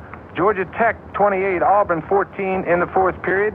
And Mississippi Valley plays Grambling a little later on. And Mississippi 7, South Carolina nothing in the third period. North Carolina 27, North Carolina State nothing in the fourth period. Vanderbilt 13, Georgia 10 at the half. Citadel 3, VMI 19, the third period score. Virginia Tech 6, Virginia 14, upset in the making there. Virginia 14, Virginia Tech 6 in the fourth period. Maryland keeps on rolling. Maryland 28, Wake Forest 7. Michigan, number 1 ranked in the country. Michigan 42, Wisconsin nothing in the fourth period. Ohio State, number 5 ranked in the country, leading Iowa in the second period by a score of 13-0. Northern Illinois 6, Ball State 7 at the half. Dayton 7, Louisville 10 in the fourth period. Michigan State over Indiana 3-3. Well, excuse me, that's a tie there. Michigan State 3, Indiana 3 at the half. Colorado's number 3 ranked in the country. Colorado 10, Kansas State nothing in the third period. Bowling Green 14, Kent State 10 in the fourth period. In the Midwest, and Ohio University 24, Miami of Ohio 21 in the fourth. Northwestern 7, Minnesota 10 at the half. Oklahoma, number 6 ranked in the country. Missouri 10, Oklahoma 6. As I said, number 6 ranked in the country, 7. And that's at the half. Nebraska 14, Iowa State 21 at the half. Kansas State 14, Oklahoma State 14 at the half. Illinois 15, Purdue 15 in the second period. The Spidell scoreboard continues in just a moment. For men who hate to push buttons, your time has come. Spidell's time modulator digital watch. The hours and minutes are always showing, huh? Big and clear. I like it, Spidell. For men who want split-second accuracy they can depend on, your time has come. Spidell's time modulator digital watch. The quartz crystal vibrates 32,768 times a second. It can withstand shock up to 1,800 Gs. Gee. For men who want the look and feel of elegant jewelry, your time has come. Spidell's time modulator digital watch. Hey, very stylish. Do you think I could maybe try this one on? For men who've been thinking it's about time somebody made a digital watch with accurate, beautiful, visible time, somebody did. Spidell. I've looked at quite a few digital watches, but to my mind, nothing compares to Spidell's time modulators. They're the only ones that combine always visible time with Spidell's famous jewelry. That's a combination that always scores points. Games just getting underway in the far west. Arizona State is at the Air Force. Oregon State plays at California. Montana plays at Idaho. Fresno State takes on Pacific at Pacific. Oregon takes on number 7th ranked in the country, USC, out in California. Utah State at Utah. Stanford plays at Washington a little bit later on. Tonight in the South, Richmond plays at East Carolina. Southern University visits Jackson State. Kentucky is at LSU. Mississippi State visits Memphis State. Southern Illinois at Southwest Louisiana. Illinois State plays at Tennessee Chattanooga. Cincinnati takes on Tulane, and East Tennessee State plays at West Carolina. In the Midwest tonight, Western Michigan plays at Toledo. Night action in the Southwest finds Louisiana Tech visiting Arkansas State. SMU plays Houston in the Astrodome. Rice plays at Texas Tech, and Drake plays at West Texas. And under the lights in the far west, Southern Mississippi is at Hawaii. San Jose State visits Long Beach State. Wichita State is at New Mexico. Texas El Paso is at San Diego State. And UCLA plays Washington State in Spokane, Washington. Taking a look at the top teams again, Michigan in the fourth period, 42. Wisconsin, nothing.